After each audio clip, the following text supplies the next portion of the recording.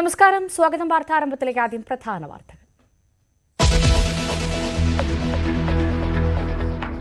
സംസ്ഥാനത്ത് കനത്ത മഴ തുടരുന്നു. ഇടുക്കിയിൽ പുഴയിൽ വീണ് യുവാവ് മരിച്ചു. തിരുവനന്തപുരം മരിയനാട് വള്ളം മറിഞ്ഞ് മത്സ്യത്തൊഴിലാളി മരിച്ചു.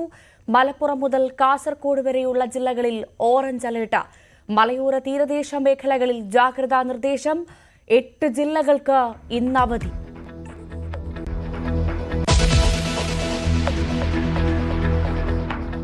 ഇടുക്കി ചിന്നക്കനാലിൽ വീണ്ടും കാട്ടാനാക്രമണം. കാർ തകർത്തു.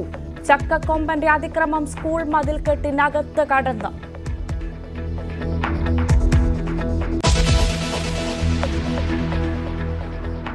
പൂക്കോട് വെറ്റിനറി സർവകലാശാല വിദ്യാർത്ഥി സിദ്ധാർത്ഥന്റെ മരണത്തിൽ ഗവർണർ നിയോഗിച്ച അന്വേഷണ കമ്മീഷൻ ഇന്ന് റിപ്പോർട്ട് നൽകും. ജസ്റ്റിസ് ഹരിപ്രസാദിന്റെ റിപ്പോർട്ടിൽ 28 പേരുടെ മൊഴി. സർവകലാശാലയുടെ വീഴ്ചയെപ്പറ്റി പരാമർശമുണ്ടായോ എന്നത് നിർണായകം.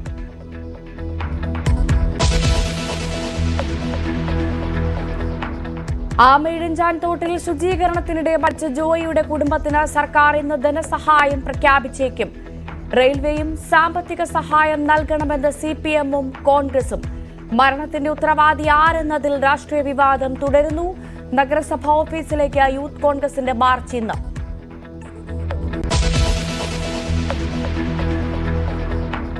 ജമ്മുകശ്മീരിലെ ദോഡയിൽ ഭീകരർക്കായുള്ള തിരച്ചിൽ തുടർന്ന് കരസേന. വനമേഖലയിൽ 5-ലധികം ഭീകരർ ഒളിച്ചിരിക്കുന്നുവെന്ന് സൂചന.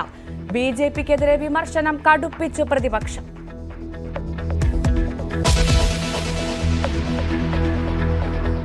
കോഴിക്കോട് മൊബൈൽ ഷോപ്പ് ഉടമയെ തട്ടിക്കൊണ്ടുപോയ കേസിൽ അന്വേഷണം ഊർജിതം. 4 പേർ അറസ്റ്റിൽ. കൊട്ടേഷൻ നൽകിയത് വിദേശത്തുള്ള സൽമാൻ എന്ന് പോലീസ്.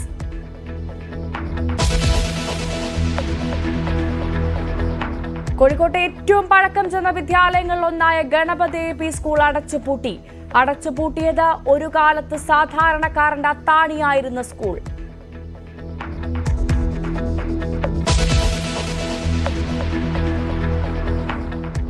ഉമ്മൻചാണ്ടിയുടെ ഓർമ്മയ്ക്ക് നാളെ ഒരാണ്ട്.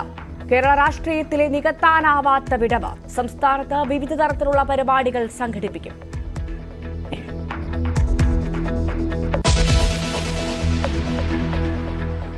വിശദമായ വാർത്തകൾ നോക്കാം. സംസ്ഥാനത്ത് മഴക്കെടുതിയിൽ ഇന്ന് 2 പേർ മരിച്ചു.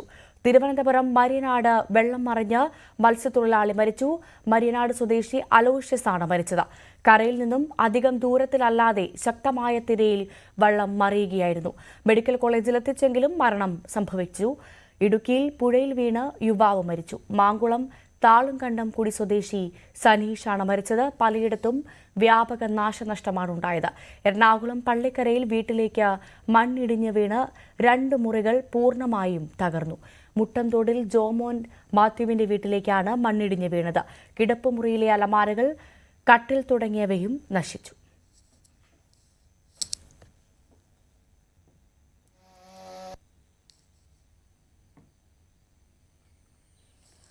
ആലപ്പുഴ ജില്ലയിലെ എടത്വ, തലവടി ഉൾപ്പെടെ പമ്പയാറിന്റെ താഴ്ന്ന തീരപ്രദേശങ്ങളിൽ വെള്ളം കയറി. അപ്പർ കുട്ടനാടിന്റെ വിവിധ മേഖലകളിൽ തമിഴ്നാട് നിന്നുള്ള NDRF സംഘമെത്തി.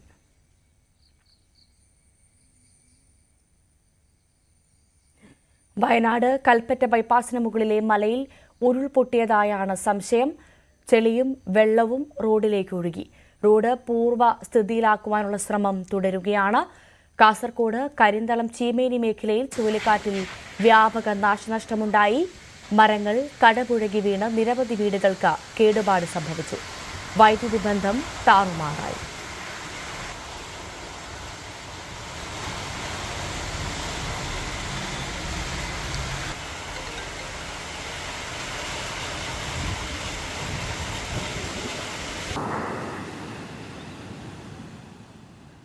കനത്ത മഴയും മണ്ണിടിച്ചിലും കണക്കിലെടുത്ത് പലയിടത്തും വിനോദസഞ്ചാര കേന്ദ്രങ്ങൾ അടച്ചു. തിരുവനന്തപുരം പൊന്മുടി വിനോദസഞ്ചാര കേന്ദ്രത്തിലേക്ക് യാത്രാവിലക്ക് ഏർപ്പെടുത്തി. കോഴിക്കോട് DTPCയുടെ കീഴിലുള്ള വിനോദസഞ്ചാര കേന്ദ്രം അടച്ചു. കോട്ടയം ഇലവീഴ, പൂഞ്ചിറ, ഇല്ലിക്കൽ, കല്ല്, മാർമാല, അരുവി എന്നിവിടങ്ങളിലും വിലക്കുണ്ട്.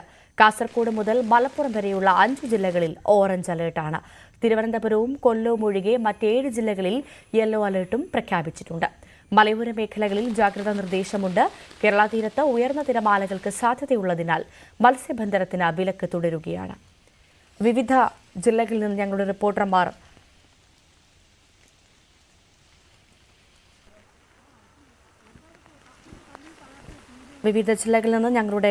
റിപ്പോർട്ടർമാർ തയ്യാറാണ്. ആദ്യം തിരുവനന്തപുരത്തേക്കാണ്. വി അരുൺ ചേരുന്നുണ്ട് തിരുവനന്തപുരത്ത്. അരുൺ, ഏറ്റവും പുതിയൊരു വിശദാംശം ജില്ലയിൽ വരുന്നത് മരിയനാട് വള്ളം മറിഞ്ഞൊരു മത്സ്യത്തൊഴിലാളി മരിച്ചു എന്നതാണ്. മത്സ്യത്തൊഴിലാളികൾക്കടക്കം കൃത്യമായ നിർദ്ദേശമുണ്ടായിരുന്നു, കടലിലേക്ക് പോകരുത്, ജാഗ്രതാ നിർദ്ദേശം നൽകിയിരുന്നു. ഇത് എന്താണ് ഈ ഒരു മരണത്തിലേക്ക് നയിച്ചത്, ഈ ജാഗ്രതാ നിർദ്ദേശം മുൻനിൽക്കുന്ന സാഹചര്യത്തിൽ പോലും? മരിനാട് ആണ് അപകടമുണ്ടായത്. രാവിലെ 6 മണിക്കാണ് ഈ മരിച്ച അലോഷ്യസ് ഉൾപ്പെടെ 6 പേർ വള്ളത്തിൽ പുറപ്പെട്ടത്, മത്സ്യബന്ധനത്തിനായി പുറപ്പെട്ടത്. കരയിൽ നിന്ന് അധികം ദൂരെ എത്തുന്നതിന് മുമ്പ് തന്നെ ശക്തമായ തിരയിൽ വള്ളം മറിയുകയായിരുന്നു. ഒപ്പമുണ്ടായിരുന്നവർ നീന്തിക്കയറി. പിന്നീട് അലോഷ്യസിനെ രക്ഷപ്പെടുത്തി മെഡിക്കൽ കോളേജ് ആശുപത്രി എത്തിച്ചു. പക്ഷേ അപ്പോഴേക്കും അദ്ദേഹം ജീവൻ നഷ്ടപ്പെട്ടിരുന്നു. രാജു, ബിജു, ജോ, ജാൻബി, പ്ലാസ് തുടങ്ങിയ 6 പേരാണ് വള്ളത്തിൽ ഉണ്ടായത്. ഏതായാലും ഒരു ശക്തമായ മഴ ഉണ്ടാകുമെന്ന മുന്നറിയിപ്പുണ്ട്, കാറ്റ് മുന്നറിയിപ്പുണ്ട്. അതിനൊപ്പം തന്നെ ഇത്തരത്തിൽ കടൽ പ്രക്ഷുബ്ധവുമാണ്. പക്ഷേ മത്സ്യത്തൊഴിലാളികൾ സ്വാഭാവികമായും ഇത്തരം മുന്നറിയിപ്പുകളൊക്കെ അവഗണിച്ചവർക്ക് മത്സ്യബന്ധനത്തിന് പോകേണ്ട സാഹചര്യമാണ്. ഇത്തരമൊരു അപകടം ഇപ്പോൾ ഉണ്ടായിരിക്കുന്നത്. വലിയൊരു ശക്തമായ തിരയിലും കാറ്റും വിട്ടാണ് വള്ളം മറിഞ്ഞത്. അരുൺ, ഒരു കാര്യം കൂടി, പ്രത്യേകിച്ചും എന്താണ് ജില്ലയിലെ മഴയുടെ ഒരു സാഹചര്യം നിലവിൽ? ജില്ലയിൽ ഇപ്പോൾ അത്ര ശക്തമായ മഴയില്ല. പക്ഷെ രാത്രി മുതൽ തന്നെ മഴ ഉണ്ട്. ഇന്നലെ വൈകിട്ടുമൊക്കെ മഴയുണ്ട്. ഇന്നലെ വൈകിട്ട് ഒരു അപകടം തലസ്ഥാനത്ത് നടന്നിരുന്നു. അത് മഴയിലെ ആറാങ്കല്ലിലാണ്. മരം ഒടിഞ്ഞു വീണ് ഒരു സ്ത്രീ മരിച്ചു. കൂടെയുള്ള ആളിനും ഗുരുതരമായ പരിക്കേറ്റു. കാറ് പൂർണ്ണമായും തകർന്നു. അത്തരത്തിൽ ശക്തമായ കാറ്റും മഴയും ഇടയ്ക്കിടയ്ക്കുണ്ട്. പക്ഷെ എന്നാൽ മറ്റു ജില്ലകൾ പോലെ, വടക്കൻ മേഖല ജില്ലകൾ പോലെ അത്ര ശക്തമായ മഴ തലസ്ഥാനത്ത് ഇപ്പോഴില്ല. ശരി, അതാണ് നിലവിലെ സാഹചര്യം. എന്തായാലും വടക്കൻ മേഖലകൾ പോലെ വലിയ അതിശക്തമായ മഴ നിലവിൽ തിരുവനന്തപുരത്തില്ല എന്നാണ് ലഭിക്കുന്ന വിവരങ്ങൾ. ഇനി പ്രിൻസ് ജെയിംസിലേക്കാണ് പോകുന്നത്. പ്രിൻസ് ഇടുക്കിയിൽ നിന്ന് ചേരും.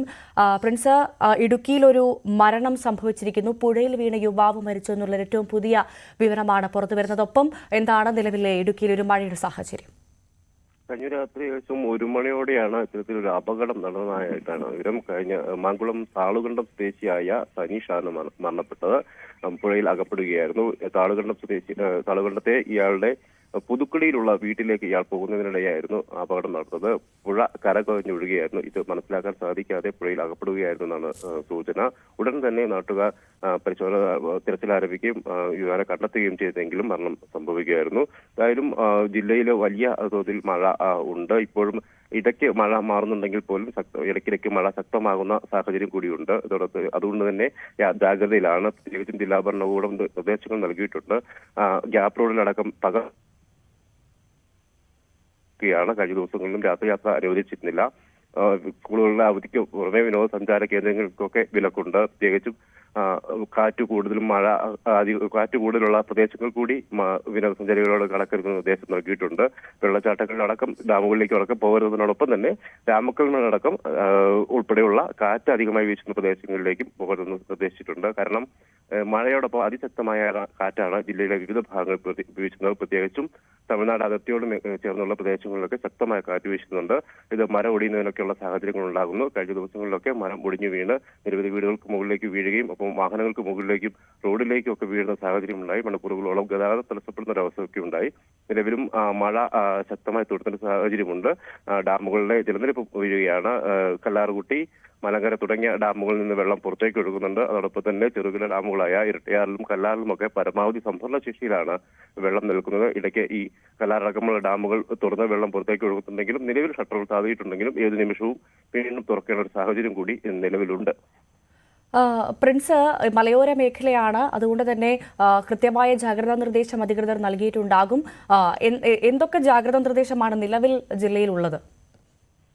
തീർച്ചയായും കഴിഞ്ഞ 2 ദിവസങ്ങളും രാത്രികാല യാത്രയ്ക്ക് ജില്ലയിൽ നിരോധനം ഏർപ്പെടുത്തിയിരുന്നു. പ്രത്യേകിച്ചും മലയോര മേഖലയിലൂടെയുള്ള യാത്രയ്ക്ക് നിരോധനം ഏർപ്പെടുത്തിയിരുന്നു. ഇതോടൊപ്പം തന്നെയാണ് ഗ്യാപ് റോഡിലൂടെ പകൽ സമയത്തും യാത്ര അനുവദിക്കുന്നില്ല. പ്രത്യേകിച്ചും ദേവികുളം മുതൽ ചിന്നക്കനാലിലെ പവർ ഹൗസ് വരെയുള്ള ഗ്യാപ് റോഡിന്റെ ഭാഗങ്ങളിലൂടെയാണ് യാത്ര അനുവദിക്കാത്തത്. കഴിഞ്ഞ മുൻ വർഷങ്ങളിലെല്ലാം ഗ്യാപ് റോഡില് പെരുമഴക്കാലത്ത് മണ്ണിടിച്ചിലും ഉരുൾപൊട്ടലും ഉണ്ടാകുകയും മരണം വരെ സംഭവിക്കുന്ന ഒരു സാഹചര്യം ഉണ്ടായിരുന്നു. അതുകൊണ്ട് തന്നെയാണ് മുൻകരുതൽ എന്ന നിലയിൽ ഗ്യാപ് റോഡിലുള്ള യാത്ര താൽക്കാലികമായി നിരോധിച്ചിരിക്കുന്നത്. ഇതോടൊപ്പം വിനോദസഞ്ചാര കേന്ദ്രങ്ങളിലേക്ക് വിലക്കുകളുണ്ട്. പ്രത്യേകിച്ചും വെള്ളച്ചാട്ടങ്ങളും ഡാമുകളിലേക്കും ഒക്കെ സഞ്ചാരികളോട് പോകരുതെന്ന് നിർദ്ദേശിക്കുന്നു. പുഴകളൊക്കെ കരകവിഞ്ഞിരിക്കുന്ന ഒരു സാഹചര്യം കൂടിയുണ്ട്. അതുകൊണ്ട് തന്നെ പുഴയുടെ മേഖലകളിലേക്ക് പോകാൻ നിർദ്ദേശിക്കുന്നുണ്ട്. ജീപ്പ് സഫാരി അടക്കമുള്ള ടൂറിസം ആക്ടിവിറ്റീസുകൾക്കും ഇപ്പോൾ വിലക്ക് ഇപ്പോൾ അനുവദിക്കുന്നില്ല. അതോടൊപ്പം തന്നെ ഈ അതിർത്തി മേഖലയിലുള്ള കാറ്റ് കൂടുതൽ വീശുന്ന പ്രദേശങ്ങളിലെ ടൂറിസം കേന്ദ്രങ്ങളിലേക്കും സഞ്ചാരികളെ കടത്തുന്നില്ല. കാരണം അത്തരത്തിലുള്ള വിനോദസഞ്ചാര കേന്ദ്രങ്ങളിലെല്ലാം വിലക്ക് നിലനിൽക്കുകയാണ്. ഈ ചെറുതോണി അണക്കെട്ടിന്റെ അടക്കമുള്ള സ്ഥിതി എന്താണ്? ഡാമുകളിലൊക്കെ ജലനിരപ്പ് ഉയർന്നൊരു സാഹചര്യമാണോ? തീർച്ചയായും ചെറുകിട അണക്കെട്ടുകൾ മിക്കവും പരമാവധി സംഭരണശേഷിയിൽ എത്തിയിരിക്കുന്നു. കല്ലാർകുട്ടി, മലങ്കര ഡാമുകൾ, പാമ്പള ഡാമുകളിൽ നിന്ന് വെള്ളം പുറത്തേക്ക് ഒഴുകുന്നുണ്ട്.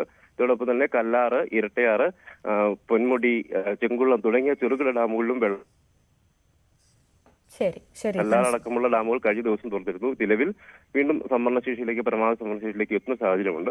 ഇതോടൊപ്പം തന്നെ പ്രധാന അണക്കെട്ടുകളായ ഇടുക്കിയും മുല്ലപ്പെരിയാറും പോലുള്ള പ്രധാന അണക്കെട്ടുകളിലേക്കും നീരൊഴുക്ക് ശക്തമായി തുടരുകയാണ്. എങ്കിലും ഇവിടെ ഈ ഡാമുകളൊന്നും തുറക്കേണ്ട സാഹചര്യങ്ങളില്ല. പരമാവധി സംഭരണശേഷി വളരെ കുറവാണ്. നിലവിൽ ജലനിരപ്പെങ്കിൽ പോലും ഇപ്പോഴും വൃക്ഷപ്രദേശങ്ങളിലൊക്കെ മഴ തുടരുന്നതിനാൽ വലിയ തോതിൽ തന്നെ ഇത്തരം ഇടുക്കിയിലേക്കും മുല്ലപ്പെരിയാറിലുമൊക്കെ വെള്ളം ഒഴുകിയെത്തുന്നുണ്ട്. ശരി, അതാണ് സാഹചര്യം ഇടുക്കിയിലെ. ഏറ്റവും പ്രധാനമായി ഇടുക്കിയിൽ പുഴയിൽ വീണ് യുവാവ് മരണപ്പെട്ടു എന്നുള്ളൊരു വാർത്തയാണ് ഏറെ ഖേദകരമായി പുറത്തുവരുന്നത്. അതിശക്തമായ മഴയുടെ മുന്നറിയിപ്പാണ് സംസ്ഥാനത്തുള്ളത്. ഏറ്റവും പ്രധാനമായി ജലനിരപ്പ് നദികളിലടക്കം തോടുകളിലടക്കം ജലനിരപ്പ് ഉയർന്നൊരു സാഹചര്യത്തിൽ മത്സ്യത്തൊഴിലാളികൾക്കടക്കം കൃത്യമായി ജാഗ്രതാ നിർദ്ദേശം നൽകിയിട്ടുണ്ട്. പുഴയിലേക്കും തോട്ടിലേക്കും ഇറങ്ങരുതെന്ന ആളുകൾക്കുമുള്ള മുന്നറിയിപ്പുണ്ട്. ഈ മുന്നറിയിപ്പുകൾ പൂർണ്ണമായും ആളുകൾ പാലിച്ചേ മതിയാകൂ, അല്ലെങ്കിൽ വലിയ ദുരന്തത്തിന് വഴിവെക്കും. എന്തായാലും ഇടുക്കിയിൽ മഴ ഇപ്പോൾ വലിയ മഴയില്ല എന്നുള്ള വിവരമാണ് പുറത്തുവരുന്നത്. ഇനി എറണാകുളത്തേക്ക് പോകേണ്ടതുണ്ട്. എറണാകുളത്ത് ഡാനി ഇപ്പോൾ ഉണ്ടാകും വിശദാംശങ്ങളുമായി. ഡാനി ഇപ്പോൾ എവിടെയാണുള്ളത്? പള്ളിക്കര എന്ന സ്ഥലത്താണ് ഡാനി ഉള്ളതെന്നാണ് മനസ്സിലാക്കുന്നത്. അവിടെ മണ്ണിടിച്ചിൽ ഉണ്ടായി എന്നുള്ള വിവരങ്ങൾ പുറത്തുവരുന്നു. എന്താണ് സംഭവിച്ചത്? വിവരങ്ങൾ.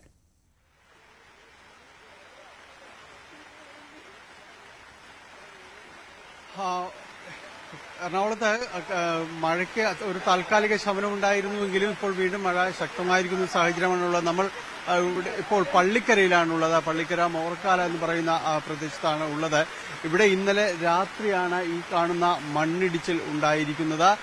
ഇവിടെ ഈ ഭാഗത്ത് സാധാരണ ഇതിൽ ചെമ്മൺ പ്രദേശമാണ്. ഇവിടെ ഉണ്ടായിരുന്ന തൊട്ട് പിറകിലുള്ള മലയിൽ നിന്ന്, അതായത് മണ്ണ് ഇടിഞ്ഞ് താഴേക്ക് വന്നിരിക്കുന്നു. നമുക്ക് കാണാം ഒരു കൂറ്റൻ ഒരു ബ്ലോക്ക് എന്ന രീതിയിലേക്കാണ് ഇവിടേക്ക് താഴേക്ക് വന്നിരിക്കുന്നത്. ഇവിടെ ഉണ്ടായിരുന്ന വീട്ടിലേക്ക് ഇത് പതിച്ചു. ഇന്നലെ രാത്രിയാണ് ഇത് ഉണ്ടാകുന്നത്. 10:30 മണിയോടുകൂടിയാണ് ഇത് സംഭവിക്കുകയും ചെയ്യുന്നത്.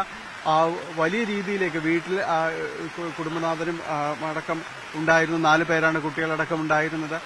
അവരെ സമയോചിതമായി ഇത് അപകട സമയത്ത് വീട്ടിനകത്ത് തന്നെ ഉണ്ടായിരുന്നുവെങ്കിലും വളരെ പെട്ടെന്ന് അവർക്ക് ഒഴിഞ്ഞു മാറാനായിട്ട് സാധിച്ചതുകൊണ്ട് മാത്രമാണ് വലിയൊരു അപകടം ഒഴിവായതെന്ന് നിസ്സംശയം പറയാം. അതുകൊണ്ട് ഇവിടെ കുടുംബനാഥനും അതോടൊപ്പം തന്നെ കുട്ടികളും എല്ലാവരും തന്നെ ഉണ്ടായിരുന്ന ഒരു പരീക്ഷ നടക്കുകയായിരുന്നു. ഓൺലൈനിലെ പരീക്ഷ നടക്കുകയായിരുന്നു. അതുകൊണ്ട് അവരെ വീടിന്റെ ഈ ഭാഗത്തുള്ള മുറിയിൽ നിന്ന് മാറി നിൽക്കുകയായിരുന്നു.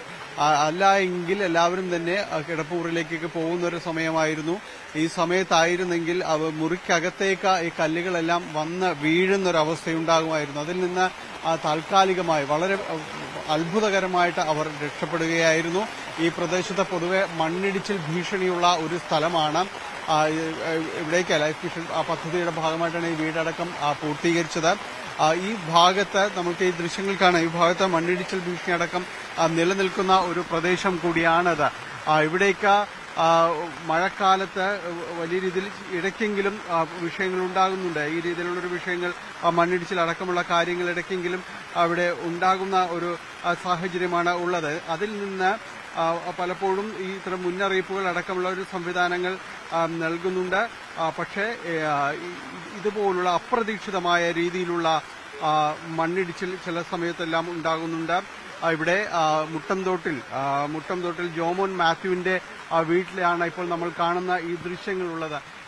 വീടിന്റെ പിറകുവശത്തേക്ക് മണ്ണിടിഞ്ഞ വീഴുന്ന ഒരു അവസ്ഥയിലായിരുന്നു. ഇതിനകത്തേക്ക് മണ്ണ് അടിച്ച് കയറുകയും ചെയ്തിരിക്കുന്നു. ഇതിന്റെ പിൻഭാഗത്ത് ഉള്ള വീടിനകത്തേക്ക് മണ്ണും കല്ലും എല്ലാം തന്നെ അടിച്ച് കയറുന്ന ഒരു അവസ്ഥയിലേക്ക് കാര്യങ്ങൾ എത്തുകയും ചെയ്യും. നമ്മൾ കാണുന്നത് ഇപ്പോൾ ആ വീടിന്റെ പിൻഭാഗത്തുള്ള ഈ ദൃശ്യങ്ങളാണ്. ഇവിടേക്കാണ് വലിയ രീതിയിൽ തന്നെ മണ്ണ് ഇടിഞ്ഞു വീഴുകയും ചെയ്തത്. ഒപ്പം ആ പിറകിൽ കാണുന്ന ആ ഭിത്തിക്ക് അകത്തേക്ക് മണ്ണും കല്ലും എല്ലാം തന്നെ കയറിപ്പോകുന്നു. ഈ ജനാലകളെല്ലാം തകരുന്ന ഒരു അവസ്ഥയിലേക്ക് വന്നിരിക്കുകയും ചെയ്യുന്നു. വളരെ അത്ഭുതകരമായി രക്ഷപ്പെട്ടു എന്ന് പറഞ്ഞാൽ അതൊരിക്കലും ആശ്ചര്യം ജനിപ്പിക്കുന്നതാകുന്നില്ല. കാരണം കൃത്യമായി വളരെ അത്ഭുതകരമായ ഒരു രക്ഷപ്പെടൽ തന്നെയായിരുന്നു ഇവരുടേത് ഉണ്ടായിരുന്നു. നമുക്ക് ഈ ദൃശ്യങ്ങൾ സൂചിപ്പിച്ചതുപോലെ തന്നെ വലിയൊരു ദുരന്തമാണ് വഴിമാറിപ്പോയത് എന്ന് തന്നെ സൂചിപ്പിക്കാം. കാരണം അത്രമാത്രം ആ ദൃശ്യങ്ങളിൽ അതിഭീകരമാണ്. ആ കുടുംബം രക്ഷപ്പെട്ടത് ഏറെ മഹാഭാഗ്യം എന്ന് തന്നെ നമുക്ക് പറയാം. ഈ ഡാനി നേരത്തെ സൂചിപ്പിക്കുകയുണ്ടായി ഈ ഭാഗം മണ്ണിടിച്ചിൽ ഭീഷണിയുള്ള സ്ഥലമാണ്. അങ്ങനെയാണെങ്കിൽ ജില്ലാ ഭരണകൂടത്തിന്റെ ഇടപെടൽ ഇതിന് മുൻപ് ഉണ്ടായില്ലേ? ഇത്തരത്തിൽ ഭീഷണിയുള്ള സ്ഥലങ്ങളിൽ ആളുകളെ മാറ്റിപ്പാർപ്പിക്കാനുള്ള ഇടപെടൽ നടത്തിയിട്ടുണ്ടായിരുന്നില്ലേ ഭരണകൂടം? അല്ലെങ്കിൽ അവർ മാറാൻ തയ്യാറാവാത്തതായിരുന്നു? എന്താണ് അവിടെ സംഭവിച്ചത്? അല്ലെ, അതെ, മണ്ണിടിച്ചിൽ ഭീഷണിയുള്ള പ്രദേശങ്ങൾ ഉണ്ട്. പക്ഷെ ഈ മേഖലയൊന്നും അങ്ങനെ ഒരു കാര്യമായ രീതിയിൽ ലിസ്റ്റ് ചെയ്യപ്പെട്ട ഒരു സ്ഥലമായിരുന്നില്ല ഇപ്പോൾ നമ്മൾ നിൽക്കുന്ന ഈ പ്രദേശം. കാരണം ഇത് ഈ പദ്ധതിയുടെ ഭാഗമായിട്ട് വന്നതാണ്. ലൈഫ് മിഷൻ പദ്ധതിയുടെ ഭാഗമായിട്ടടക്കം ആ നിർമ്മാണം പൂർത്തീകരിച്ചതാണ്. അതിൽ വലിയ ഒരു അപകട മേഖലയിലേക്ക് വന്നിരുന്നില്ല. പക്ഷേ ഇത് വളരെ അപ്രതീക്ഷിതമായിട്ട് ഇവിടേക്ക് മണ്ണ് ഇടിച്ച് കയറുകയായിരുന്നു എന്നാണ് പറഞ്ഞത്. നമുക്കൊപ്പം ഈ കുടുംബനാഥൻ കൂടി ചേരുന്നു. ചേട്ടാ, ഇത് ഇന്നലെ രാത്രി സംഭവിക്കുന്നതാണ്. ഇന്നലെ 10 സംഭവിച്ചതാണ്. ഇന്നലെ ഞങ്ങൾ കിടന്നുറങ്ങുന്ന റൂമാണിത്. പിള്ളേരെ പഠിക്കുന്ന ബുക്കുകളും യൂണിഫോമും ഒക്കെ ഇതിന്റെ അകത്താണ്. അത് എവിടെ ഞാൻ തപ്പിക്കൊണ്ടിരിക്കുകയാണ്. കുട്ടികളുടെ മുറിയാണ്. കുട്ടികളിൽ ഞങ്ങളെല്ലാവരും 4 പേരും ഒന്നിച്ച് ഒരു റൂമിലാണ് കിടക്കുന്നത്. ഞങ്ങൾ ഭക്ഷണം കഴിക്കാൻ. അപ്പൊ കുട്ടിക്ക് ഇന്നലെ മൂത്തവർക്ക് ഓൺലൈൻ പരീക്ഷ ഉണ്ടായിരുന്നു. ആ 10:15 ആ പരീക്ഷ കഴിഞ്ഞത്. അപ്പൊ ഞങ്ങൾ ചോറ് നടുറൂം അവിടെ നിന്നാണ് കഴിക്കുന്നത്. അപ്പൊ അവങ്ങോട് ചോറെടുത്ത് വെച്ച് പോയി ഈ ഒരു ചെറിയൊരു ശബ്ദം കൊടുത്തു. എന്റെ വൈഫ് അവിടെ നമ്മൾ ജനൽ തുറന്ന് നോക്കുമ്പോൾ അവിടെ ചെറുതായിട്ട് മണ്ണിടിഞ്ഞുകൊണ്ടിരിക്കുന്നത്. പിന്നെ കാണുന്നത് അപ്പോഴേക്കും മതിലൊന്ന് ഇടിഞ്ഞ് നേരെ ഇളവനാണെങ്കിൽ വെളിയിൽ കളിക്കുന്നത്. മറ്റുള്ളാണെങ്കിൽ അകത്തേക്ക് പോയി.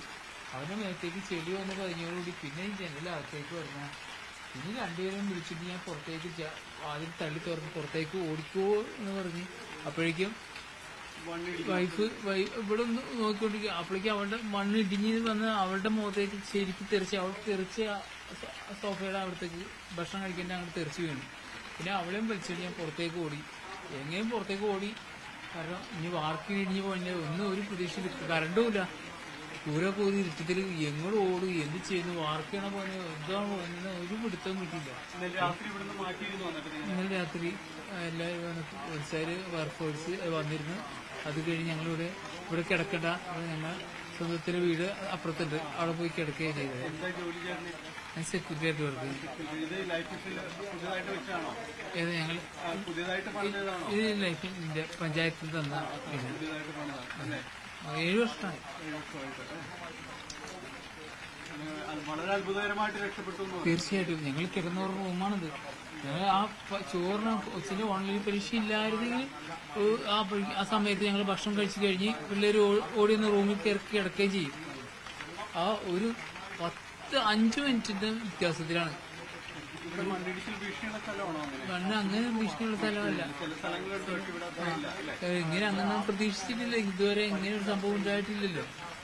പിന്നെ പെട്ടെന്ന് ഒരു 5 മിനിറ്റ് താമസിച്ചാണ് ദൈവത്തിന്റെ കൃപാനുഭവം. അല്ലെങ്കിൽ ഞങ്ങളിവിടെ കിടക്കും 4 മണ്ണിന്റെ അടിയിലാകും. അദ്ദേഹത്തിന്റെ കുടുംബനാഥന്റെ വാക്കുകളാണ് നമ്മൾ കേട്ടത്. ജോമോൻ അദ്ദേഹം വിവരിക്കുകയായിരുന്നു. കാരണം തീർത്തും അപ്രതീക്ഷിതമായി ഉണ്ടായ വലിയ ദുരന്തം, അതിൽ നിന്ന് തലനാരിഴയ്ക്കാണ് ഈ കുടുംബം രക്ഷപ്പെടുന്നത്. അതിന്റെ ഒരു നടുക്കം എല്ലാവരുടെയും തന്നെ അദ്ദേഹത്തിന്റെ വാക്കുകളിലുണ്ട്. അദ്ദേഹത്തിന്റെ കുട്ടികളും എല്ലാം തന്നെ അകത്തുണ്ട്. അവർ പരീക്ഷയ്ക്ക് തയ്യാറെടുക്കുകയായിരുന്നു. അതുകൊണ്ട് മറ്റൊരിടത്ത് ഈ മുറിയിലേക്ക് വരാതെ തൊട്ടപ്പുറത്തെ മുറിയിലായിരുന്നു. അതുകൊണ്ട് മാത്രമാണ് അവർ ഈ മുറിയിലേക്ക് എത്താതിരുന്നതുകൊണ്ട് മാത്രമാണ് ഈ ജീവൻ രക്ഷപ്പെട്ടത്. അല്ലായെങ്കിൽ വലിയൊരു ദുരന്തത്തിലേക്ക് അടക്കം എത്തുമായിരുന്നു. നമുക്ക് കാണാം, വലിയ ഭീഷണി ഉയർത്തിക്കൊണ്ട് തന്നെയാണ് ഈ വലിയ മൺകുട നിൽക്കുന്നത്. ഈ പ്രദേശത്തിന്റെ ഒരു പ്രത്യേകത ഇങ്ങനെയൊക്കെയാണ്. പക്ഷേ ഇവിടെ ഒരു മണ്ണിടിച്ചിൽ അത്ര കണ്ട ചില മേഖലകളുണ്ട്, ചില സ്ഥലങ്ങളിൽ മണ്ണിടിച്ചിൽ ഭീഷണിയുള്ള സ്ഥലങ്ങളുണ്ടെങ്കിൽ ഇവിടെ അത്ര കണ്ട ഈ പ്രദേശങ്ങളിൽ അത്ര കണ്ട ഒരു സാധാരണമല്ല ഇങ്ങനെയൊരു കാര്യങ്ങൾ. അതുകൊണ്ട് ഇത് ഈ പ്രദേശത്തെ ആകെ തന്നെ ഞെട്ടിച്ചിരിക്കുകയാണ് എന്ന് പറയാം. കാരണം പലരും തന്നെ തൊട്ടടുത്തും എല്ലാം തന്നെ വീടുകളുണ്ട്, നിർമ്മാണത്തിലിരിക്കുന്ന വീടുകൾ അടക്കമുണ്ട്. അതുകൊണ്ട് ഈ ഒരു സാഹചര്യം വളരെ ഞെട്ടലും ആശങ്കയും എല്ലാം തന്നെ ഉളവാക്കുന്നതാണ്. ഡാനി, ഇത് ജനവാസ മേഖലയാണോ? അതായത് ഞാൻ ചോദിച്ചത് ഒരുപാട് ആളുകൾ തിങ്ങിപ്പാർക്കുന്ന ഒരു സ്ഥലമാണോ ഇതെന്നാണ്. കാരണം നമുക്കിപ്പോൾ ചുറ്റുവട്ടത്ത് വീടുകൾ അങ്ങനെ കാണാൻ സാധിക്കുന്നില്ല, ഈ ഒരു വീട് മാത്രമേ കാണുന്നുള്ളൂ. ഡാനിയിലേക്ക് എത്താം. എന്തായാലും എറണാകുളത്താണ് ഈ ഒരു സംഭവം. എറണാകുളം പള്ളിക്കരയിലാണ് ഒരു കുടുംബത്തിലെ 4 പേർ താമസിച്ച വീട്ടിലേക്ക് പൂർണ്ണമായും മതിലിടിഞ്ഞു വീണത്. വളരെ അത്ഭുതകരമായ കുടുംബത്തിലെ 4 പേരും രക്ഷപ്പെട്ടു എന്ന് തന്നെ പറയാം. കാരണം ആ ദൃശ്യങ്ങളിൽ നമുക്കതിൻ്റെ ഭീകരത വ്യക്തമാണ്. അത്രമാത്രം ഒരു വീട് പകുതി ഭാഗവും മണ്ണെടുത്ത് കഴിഞ്ഞിരിക്കുന്നു. അത്രമാത്രം വലിയ മണ്ണിടിച്ചിലാണ് ഉണ്ടായത്. ഗൃഹനാഥൻ, ആ കുടുംബനാഥൻ പറഞ്ഞത് നമ്മൾ കേട്ടതാണ്. തലനാരിഴയ്ക്കാണ് ആ കുടുംബം രക്ഷപ്പെട്ടത്. ഏകദേശം ഒരു 5 മിനിറ്റിൻ്റെ വ്യത്യാസത്തിലാണ് തങ്ങളിപ്പോൾ ജീവനോടെ ഉള്ളത് എന്നാണ് അദ്ദേഹം പറഞ്ഞത്. 2 പെൺകുട്ടികളടക്കം അടങ്ങുന്ന കുടുംബമാണ്. വലിയ മണ്ണിടിച്ചിലാണ് ഉണ്ടായത്. അത്ര വലിയ മണ്ണിടിച്ചിൽ ഭീഷണിയൊന്നുമുള്ള സ്ഥലമല്ല അത് എന്നാണ് അദ്ദേഹത്തിൻ്റെ വാക്കുകളിൽ നിന്നും വ്യക്തമായത്. പക്ഷേ നമുക്ക് ആ ദൃശ്യങ്ങളിൽ നിന്ന് വ്യക്തമാണ്, ഒരു വലിയ മതിൽ പൂർണ്ണമായും ഇടിഞ്ഞ് വീണതാണ് നമുക്ക് കാണാൻ സാധിക്കുന്നത്. ആ പ്രദേശത്ത് കൂടുതൽ വീടുകളുണ്ടോ എന്നുള്ള കാര്യത്തിലേക്ക് കാര്യം നമുക്ക് അറിയേണ്ടതുണ്ട്. ഈ കുടുംബം ഇപ്പോൾ സുരക്ഷിതരാണ് എന്നുള്ളൊരു ആശ്വാസകരമായ വിവരമാണ് പുറത്തു വരുന്നത്. ഇത്തരത്തിൽ വലിയ മുന്നറിയിപ്പുകൾ ഉണ്ടെങ്കിൽ പോലും കൃത്യമായ അതിശക്തമായ മഴയുടെ സാഹചര്യത്തിൽ മുന്നറിയിപ്പുകൾ അവഗണിക്കരുത്. ഇത്തരത്തിൽ ഭീഷണികളുള്ള മണ്ണിടിച്ചിൽ ഭീഷണികളുള്ള പ്രദേശത്ത് താമസിക്കുന്ന ആളുകൾ കൃത്യമായി അധികൃതരുടെ നിർദ്ദേശപ്രകാരം മാറി താമസിക്കണം. കാരണം നമ്മുടെ ചെറിയൊരു അശ്രദ്ധയായിരിക്കും ഒരു പക്ഷേ വലിയ ദുരന്തത്തിലേക്ക് വഴിവെക്കുന്നത്.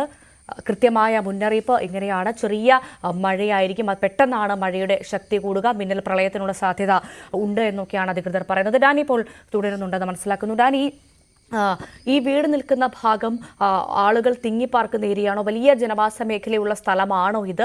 കാരണം നമുക്ക് ചുറ്റുപാടത്ത് വലിയ വീടുകളൊന്നും കാണാൻ സാധിക്കുന്നില്ല. അല്ലെങ്കിൽ ഒറ്റപ്പെട്ട ഒരു വീടാണോ, ഈ ഒറ്റപ്പെട്ട സ്ഥലമാണോ ഇത്?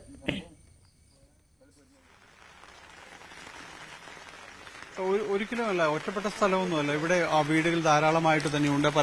തൊട്ടപ്പുറത്ത് പല സ്ഥലങ്ങളിലും വീട് നിർമ്മാണത്തിലുണ്ട്, തൊട്ടപ്പുറത്ത് സ്ഥലങ്ങളിലും എല്ലാം ഉണ്ട്. പക്ഷെ ഇടയ്ക്ക് ചില പ്രദേശങ്ങൾ ഇതുപോലെ തന്നെ ഈ കുഴികളിൽ നിൽക്കുന്നത് പോലെ മണ്ണെടുത്ത്, അതായത് ചില സ്ഥലങ്ങളിൽ നിന്ന് ഈ മണ്ണ് നികത്തിൽ നിന്നും മറ്റുമായിട്ട് മണ്ണ് എടുത്ത് വന്ന പ്രദേശങ്ങളുണ്ട്. അതിന് പിറകിൽ ഈ രീതിയിൽ വലിയ രീതിയിൽ ഈ കളിമണ്ണ് ഇതിങ്ങനെ നിൽക്കുന്ന ഒരവസ്ഥയാണുള്ളത്, ചെമ്മണ്ണ നിൽക്കുന്ന ഒരവസ്ഥയാണുള്ളത്. അപ്പോൾ താരതമ്യേന ഉറപ്പുള്ള ഒരു മേഖലയാണ് ഇത്. ഈ പള്ളിക്കര എന്നൊക്കെ പറയുന്ന ഈ സ്ഥലങ്ങളെല്ലാം തന്നെ ഇത്തരം മണ്ണിന് കൃത്യമായ ഉറപ്പുള്ള ഒരിടങ്ങളുണ്ട്. അതുകൊണ്ട് തന്നെ ഇവിടെ ഇങ്ങനെ നാളിതുവരെ ഈ രീതിയിലുള്ളൊരു മണ്ണിടിച്ചിൽ ഭീഷണി കാര്യമായിട്ട് തന്നെ നിലനിന്നിരുന്നില്ല. അതുകൊണ്ട് തന്നെയാണ് ഈ മേഖലയിൽ പലയിടത്തായിട്ട് മറ്റിടങ്ങളിൽ ചോദിക്കുകയാണ്. നമ്മളിപ്പോൾ കാണുന്ന ദൃശ്യം ആ മണ്ണിടിച്ചിലിന്റേതാണ്. ഇപ്പോഴും ആ സ്ഥലം അത് ഒട്ടും സുരക്ഷിതമല്ല എന്നാണ് ദൃശ്യങ്ങൾ സൂചിപ്പിക്കുന്നത്. കാരണം ഏത് സമയത്തും ബാക്കിയുള്ള മണ്ണുകൾ കൂടി നിലം പൊത്താം, അല്ലെങ്കിൽ മതിൽ കൂടി നിലം പൊത്താം എന്നൊരു സാഹചര്യം നിൽക്കുന്നത് പോലെയാണ് ദൃശ്യങ്ങൾ കാണിക്കുന്നത്. അങ്ങനെയാണെങ്കിൽ ആ പ്രദേശത്ത് ഡാനി ഇപ്പോൾ സൂചിപ്പിച്ചു ഒരുപാട് വീടുകളുണ്ട്, ഒരുപാട് ആളുകൾ താമസിക്കുന്ന സ്ഥലമാണ്. അവിടെയുള്ള ആളുകളെയൊക്കെ മാറ്റിപ്പാർപ്പിക്കാനുള്ള ഇടപെടൽ ഉണ്ടായിട്ടുണ്ടോ അധികൃതരുടെ ഭാഗത്തുനിന്ന്? അല്ലെങ്കിൽ അത് വളരെ വേഗം ഉണ്ടാവേണ്ടതാണല്ലേ?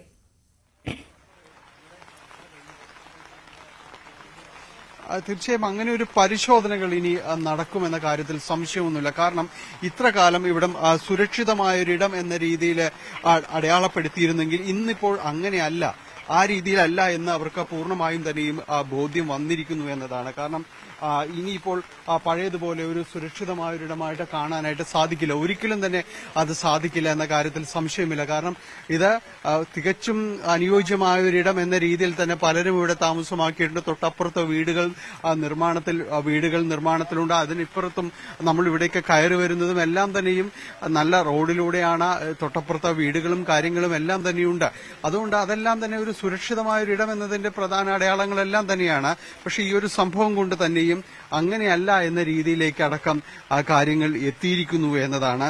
ഇനിയിപ്പോൾ തീർച്ചയായും തന്നെ ഇവിടെ പഞ്ചായത്തിന്റെയും അതോടൊപ്പം തന്നെ ജില്ലാ ഭരണകൂടത്തിന്റെയും എല്ലാം തന്നെ ഒരു പരിശോധനയും കാര്യങ്ങളും എല്ലാം ഉണ്ടാകുമെന്ന് തന്നെയാണ് മനസ്സിലാക്കാനായിട്ട് സാധിക്കുന്നത്.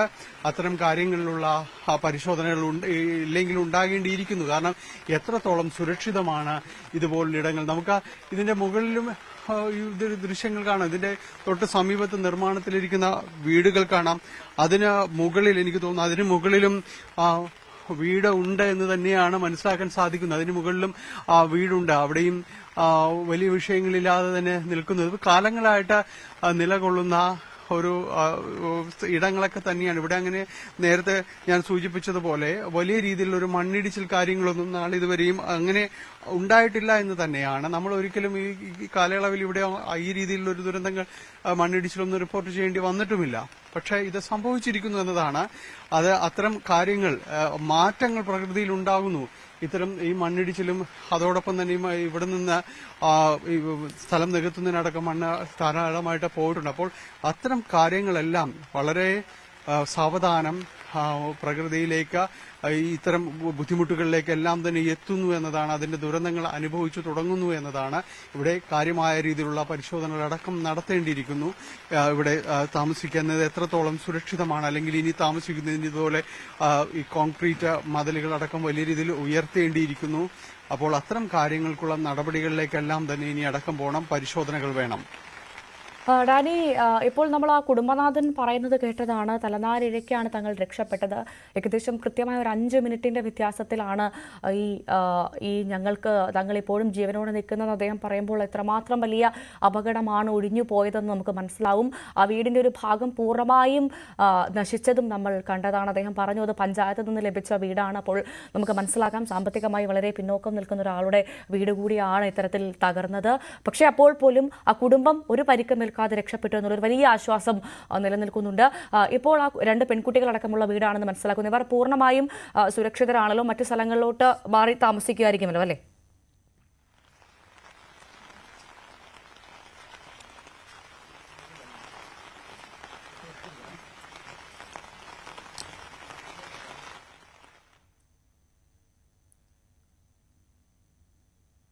ഡാനി, കേൾക്കാമോ?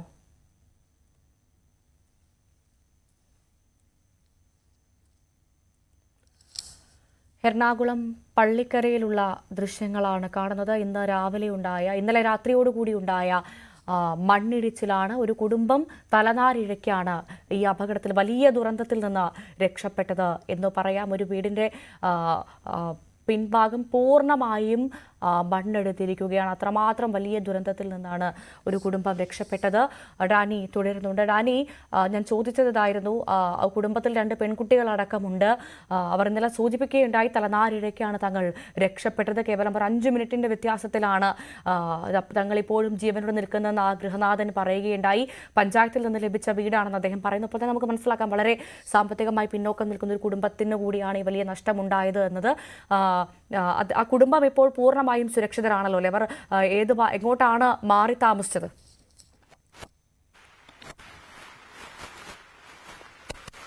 കുടുംബം പൂർണ്ണമായും തന്നെ സുരക്ഷിതരാണ്. മറ്റ് വിഷയങ്ങൾ അവർക്ക് ഇല്ല. കാരണം ഇന്നലെ ഇത് സംഭവിക്കുമ്പോൾ, ഇത്തരം കാര്യങ്ങൾ സംഭവിക്കുമ്പോൾ എന്തെല്ലാം സംഭവിക്കും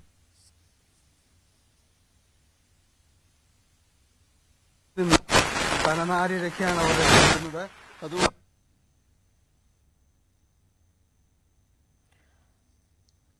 കേരളത്തിൽ കാലവർഷം അതിശക്തമായി തുടരുകയാണ്. വിവിധ ജില്ലകളിൽ നാശനഷ്ടങ്ങൾ റിപ്പോർട്ട് ചെയ്യുന്നുണ്ട്. അതിൻ്റെ ഏറ്റവും പുതിയൊരു വാർത്തയായി വരുന്നത് ഇപ്പോൾ എറണാകുളം പള്ളിക്കരയിലുണ്ടായ മണ്ണിടിച്ചിലാണ്. ഇതിനെ തുടർന്ന് ഒരു കുടുംബത്തിൻ്റെ വീട് പൂർണ്ണമായും നഷ്ടപ്പെട്ടു. വിവിധ സ്ഥലങ്ങളിൽ മരണങ്ങൾ റിപ്പോർട്ട് ചെയ്യുന്നു. നേരത്തെ ഇടുക്കിയിൽ ഒരു പുഴയിൽ വീണൊരു യുവാവ് മരിച്ചു. തിരുവനന്തപുരത്ത് മത്സ്യം തൊഴിലാളി വള്ളം മറിഞ്ഞ് മരിച്ചു. അങ്ങനെ മരണങ്ങൾ റിപ്പോർട്ട് ചെയ്യുന്നു. വലിയ ദുരന്തങ്ങൾ, നാശനഷ്ടങ്ങൾ റിപ്പോർട്ട് ചെയ്യുന്ന ഒരു സാഹചര്യം. എന്തായാലും അതിശക്തമായ മഴയുണ്ടാകുമെന്നൊരു മുന്നറിയിപ്പാണ് കാലാവസ്ഥാ നിരീക്ഷണ കേന്ദ്രം നൽകുന്നത്. ഇന്നലെ മാത്രം 24 മണിക്കൂറിൽ സംസ്ഥാനത്താകെ 8.45 സെന്റിമീറ്റർ മഴയാണ് പെയ്തതെന്ന് കാലാവസ്ഥാ നിരീക്ഷണ കേന്ദ്രം പറയുന്ന സാഹചര്യമുണ്ട്. എന്തായാലും അടുത്ത ദിവസങ്ങളിൽ ഇനി വരുന്ന 22-ാം തീയതി വരെ കനത്ത മഴയായിരിക്കും എന്നാണ് മനസ്സിലാക്കാൻ സാധിക്കുന്നത്. എന്തായാലും തെക്കൻ ചൈന കടലിലും വിയറ്റ്നാമിലും മുകളിലുള്ള ന്യൂനമർദ്ദം ബംഗാൾ ഉൾക്കടലിൽ പ്രവേശിക്കുന്നതോടുകൂടി മഴ ശക്തമാകുമെന്നാണ് മനസ്സിലാക്കുന്നത്. എന്തായാലും ജനങ്ങൾ ജാഗ്രത പാലിക്കുക.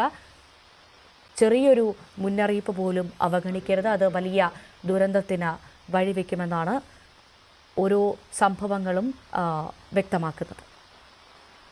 ഡാനി പോളാണ് എറണാകുളത്ത് നിന്നും വിവരങ്ങൾ പങ്കുവച്ചത്.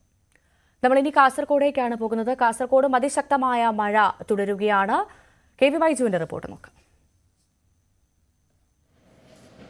കാസർഗോഡ് ജില്ലയിൽ കഴിഞ്ഞ 3 ദിവസങ്ങളിലായി തുടർച്ചയായി പെയ്യുന്ന മഴയിൽ വ്യാപക നാശനഷ്ടമാണ് റിപ്പോർട്ട് ചെയ്തിരിക്കുന്നത്.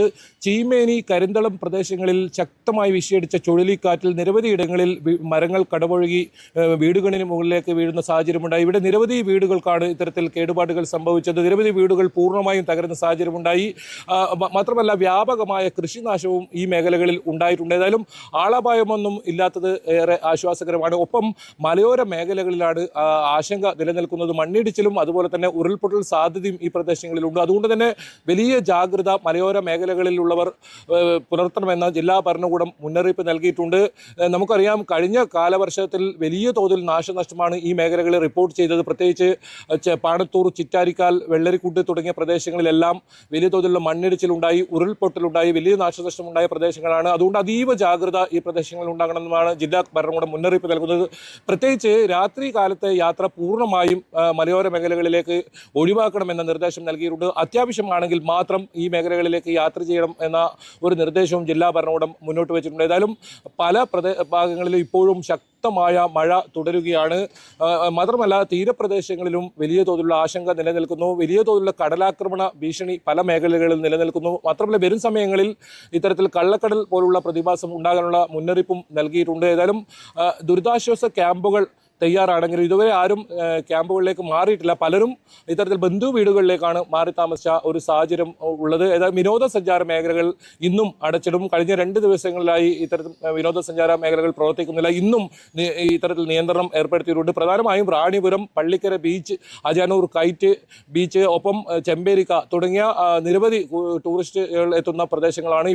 ഇവിടെ ഇന്നും ഇത്തരത്തിൽ നിരോധനം ഏർപ്പെടുത്തിയിട്ടുണ്ട്. മാത്രമല്ല വിദ്യാഭ്യാസ സ്ഥാപനങ്ങൾക്ക് ഇന്ന് കാസർഗോഡ് ജില്ലയിൽ അവധി നൽകിയിട്ടില്ല. പ്രധാനമായും ജില്ലാ കളക്ടർ ഇന്നലെ ഇറക്കിയ വാർത്താക്കുറിപ്പിൽ പറഞ്ഞത് തുടർച്ചയായ 4 ദിവസങ്ങളിൽ അധ്യയനം മുടങ്ങുന്ന ഒരു സാഹചര്യമുണ്ട്. ഇത് സാധാരണക്കാരായ കുട്ടികളെ ബാധിക്കും.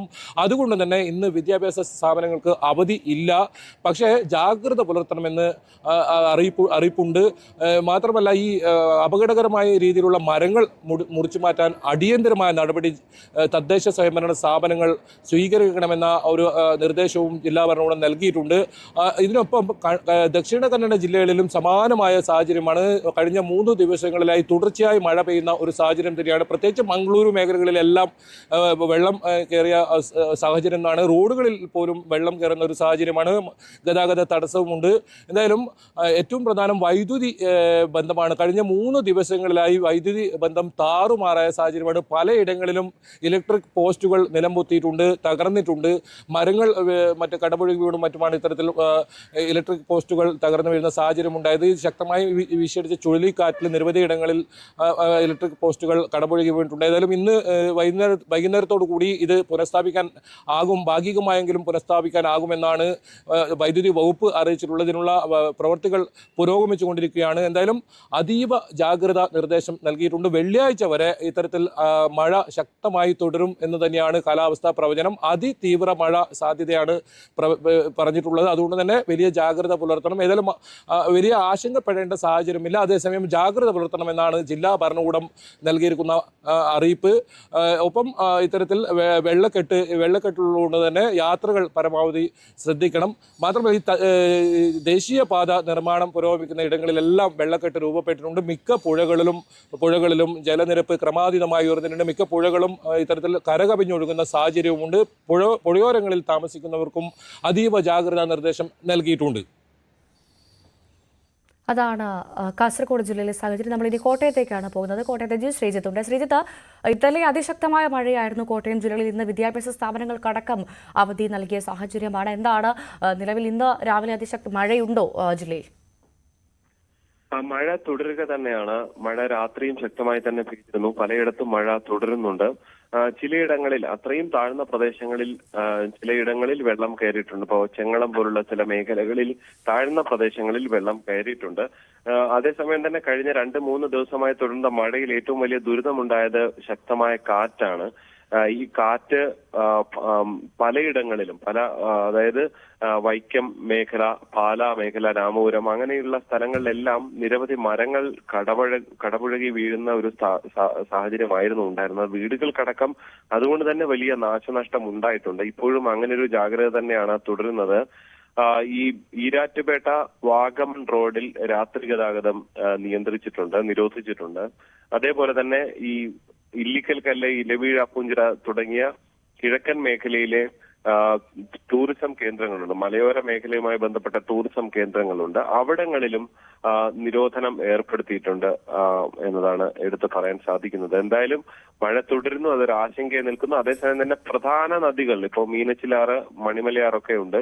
അവിടങ്ങളിൽ നിന്ന് വല്ലാതെ വെള്ളം കയറുന്ന സ്ഥിതിവിശേഷമൊന്നും ഇതുവരെയും റിപ്പോർട്ട് ചെയ്തിട്ടില്ല. അതാണ് നിലവിലെ കോട്ടയത്തെ സാഹചര്യം. കനത്ത മഴ തുടരുകയാണെന്നാണ് മനസ്സിലാക്കാൻ സാധിക്കുന്നത്. മറ്റു വാർത്തകളിലേക്ക് എത്താം ഇടവേളയ്ക്ക് ശേഷം.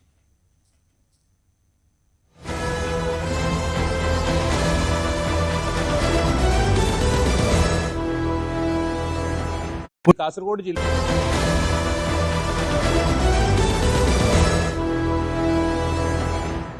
തിരികെ വാർത്തയിലേക്ക്. തുറവൂർ അരൂർ പാതയിൽ KSRTC ബസ് വീണ്ടും ചെളിക്കുഴിയിൽ താഴ്ന്നു. പത്തനംതിട്ട കോഴിക്കോട് സൂപ്പർ ഫാസ്റ്റാണ് അരൂർ പെട്രോൾ പമ്പിന് മുൻപിൽ അപകടത്തിൽപ്പെട്ടത്. ബസിന്റെ അടിഭാഗം റോഡിൽ തട്ടി നിന്നതോടെ മുന്നോട്ടും പിന്നോട്ടും എടുക്കാൻ കഴിയാത്ത അവസ്ഥയിലായി. ബസ് ഉയർത്താൻ കഴിയാതെ വന്നതോടെ യാത്രക്കാരെ മറ്റൊരു ബസ്സിൽ കയറ്റിവിട്ടു.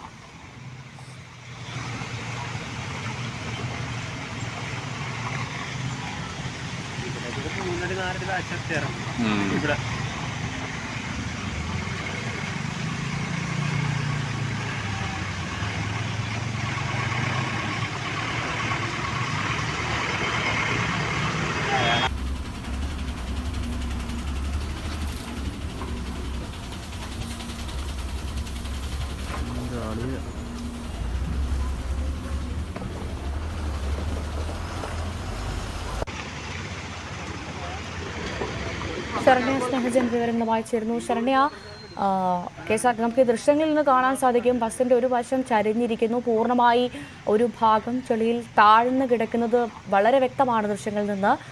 ഇതെപ്പോഴായിരുന്നു സംഭവം? അരൂർ തുറവൂർ ദേശീയപാതയിൽ കഴിഞ്ഞ കുറച്ചു നാളുകളായി, അതായത് എലിവേറ്റഡ് ഹൈവേയുടെ നിർമ്മാണം നടക്കുന്ന ഭാഗങ്ങളിൽ ജനങ്ങൾ അനുഭവിക്കുന്ന ദുരിതം സമാനതകളില്ലാത്തതാണ്. അവിടെ പല സ്ഥാപനങ്ങളിലും, അതായത് പലയിടങ്ങളിൽ വിദ്യാഭ്യാസ സ്ഥാപനങ്ങൾക്ക് വിദ്യാർത്ഥികൾക്ക് പോകാൻ കഴിയാത്ത സാഹചര്യമുണ്ട്. ഒപ്പം തന്നെ തൊഴിലിടങ്ങളിലേക്ക്, അതായത് എറണാകുളത്ത് അടക്കം തൊഴിലിടങ്ങളിലേക്ക് പോകാൻ കഴിയാത്ത സാഹചര്യത്തിലാണ് ജനങ്ങൾ പോകുന്നത്. ഈ ദുരിത സമാനമായ സാഹചര്യം തുടങ്ങിയിട്ട് മാസങ്ങളാകുന്നു. പ്രത്യേകിച്ച് ഈ എലിവേറ്റഡ് ഹൈവേയുടെ, അതായത് തുറവൂർ അരൂർ പാതയിൽ KSRTC ബസ് വീണ്ടും ചെളിക്കുഴിയിൽ താഴ്ന്നു. പത്തനംതിട്ട കോഴിക്കോട് സൂപ്പർ ഫാസ്റ്റാണ് അരൂർ പെട്രോൾ പമ്പിന് മുൻപിൽ അപകടത്തിൽപ്പെട്ടത്. ബസിന്റെ അടിഭാഗം റോഡിൽ തട്ടി നിന്നതോടെ ബസ്സിന് മുന്നോട്ടും പിന്നോട്ടും എടുക്കാൻ കഴിയാത്തൊരു സാഹചര്യമായിരുന്നു.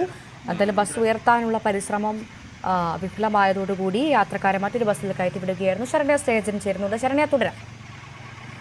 ഈ അരൂർ തുറവൂർ ദേശീയപാതയിലൂടെയുള്ള ജനങ്ങളുടെ ജീവിതം, അതായത് ജനങ്ങളുടെ യാത്ര അത്യന്തം ദുരിതമെന്ന് തന്നെ നമുക്ക് പറയാം. കാരണം എലിവേറ്റഡ് ഹൈവേയുടെ ആകാശപാതയുടെ നിർമ്മാണം ദേശീയപാത വികസനത്തിന്റെ ഭാഗമായി നടക്കുന്ന ഭാഗങ്ങളിൽ തന്നെയാണ് ഏറ്റവും അധികം ജനങ്ങൾക്ക് പുറത്തേക്ക് ഇറങ്ങാൻ കഴിയാത്ത സാഹചര്യത്തിലേക്ക് ഓരോ ദിവസവും മഴ കൂടി കടുത്തതോടെ വലിയ ദുരിതമാണ് അനുഭവിക്കുന്നത്. അപകടങ്ങൾ അവിടെ തുടർക്കഥയാകുന്നതിനിടയിലാണ് ഇന്നിപ്പോൾ പത്തനംതിട്ട കോഴിക്കോട് സൂപ്പർഫാസ്റ്റ് ബസ് നിറഞ്ഞ യാത്രികരുമായി പോയ ബസ് ഈ പാതയിൽ റോഡിൽ കുഴിഞ്ഞു പോയത് നമ്മൾ ആ ദൃശ്യങ്ങൾ കാണാം. ഒരു സൈഡ് മുഴുവനായി താഴ്ന്ന ആ ബസ് അവിടെ കിടക്കുകയാണ്. ബസ് ഉയർത്താൻ കഴിയാത്ത ഒരു സാഹചര്യത്തിൽ അതിനകത്തുണ്ടായിരുന്ന അത് ഒരു സൈഡിലേക്ക് ചരിഞ്ഞാണ് ആ ബസ് നിൽക്കുന്നത്. ആ ബസ്സിൽ നിന്നുള്ള യാത്രികരെ ജീവനക്കാരും മറ്റുള്ളവരും ചേർന്നാണ് പുറത്തേക്ക് ഇറക്കുകയും മറ്റൊരു ബസ്സിൽ കയറ്റി അവരെ പിന്നീട് അയക്കുകയും ചെയ്തിട്ടുള്ളത്. ഇപ്പോഴും ആ ബസ് നീക്കാൻ കഴിയാത്തൊരു സാഹചര്യമുണ്ട്. ഇപ്പോൾ ആ പാതയിൽ തന്നെ സ്ഥിരം, അതായത് മണിക്കൂറുകൾ നമ്മൾ കിടന്നാൽ മാത്രമേ, വാഹനങ്ങൾ ബ്ലോക്കിൽ കിടന്നാൽ മാത്രമേ അവിടെ നിന്നും കടന്ന് ഇപ്പുറത്തെ ഭാഗത്തേക്ക് ആളുകൾക്ക് എത്താൻ കഴിയൂ. അത്തരത്തിൽ വളരെ ദുരിതമാണെന്ന് ജനങ്ങൾ പലതവണ ആവർത്തിച്ച് പറഞ്ഞ അല്ലെങ്കിൽ പരാതി ഉന്നയിക്കുന്ന ഒരു പ്രദേശമാണ്. അവിടെയാണ് ഇപ്പോൾ ഈ ബസ് താന്നിരിക്കുന്ന അതേ സ്പോട്ടിൽ തന്നെ 3 തവണ സമാനമായ രീതിയിൽ തന്നെ വാഹനങ്ങൾ തടഞ്ഞിട്ടുണ്ട്. വാഹനങ്ങൾ ഇതേ രീതിയിൽ താഴ്ന്നിട്ടുണ്ട്.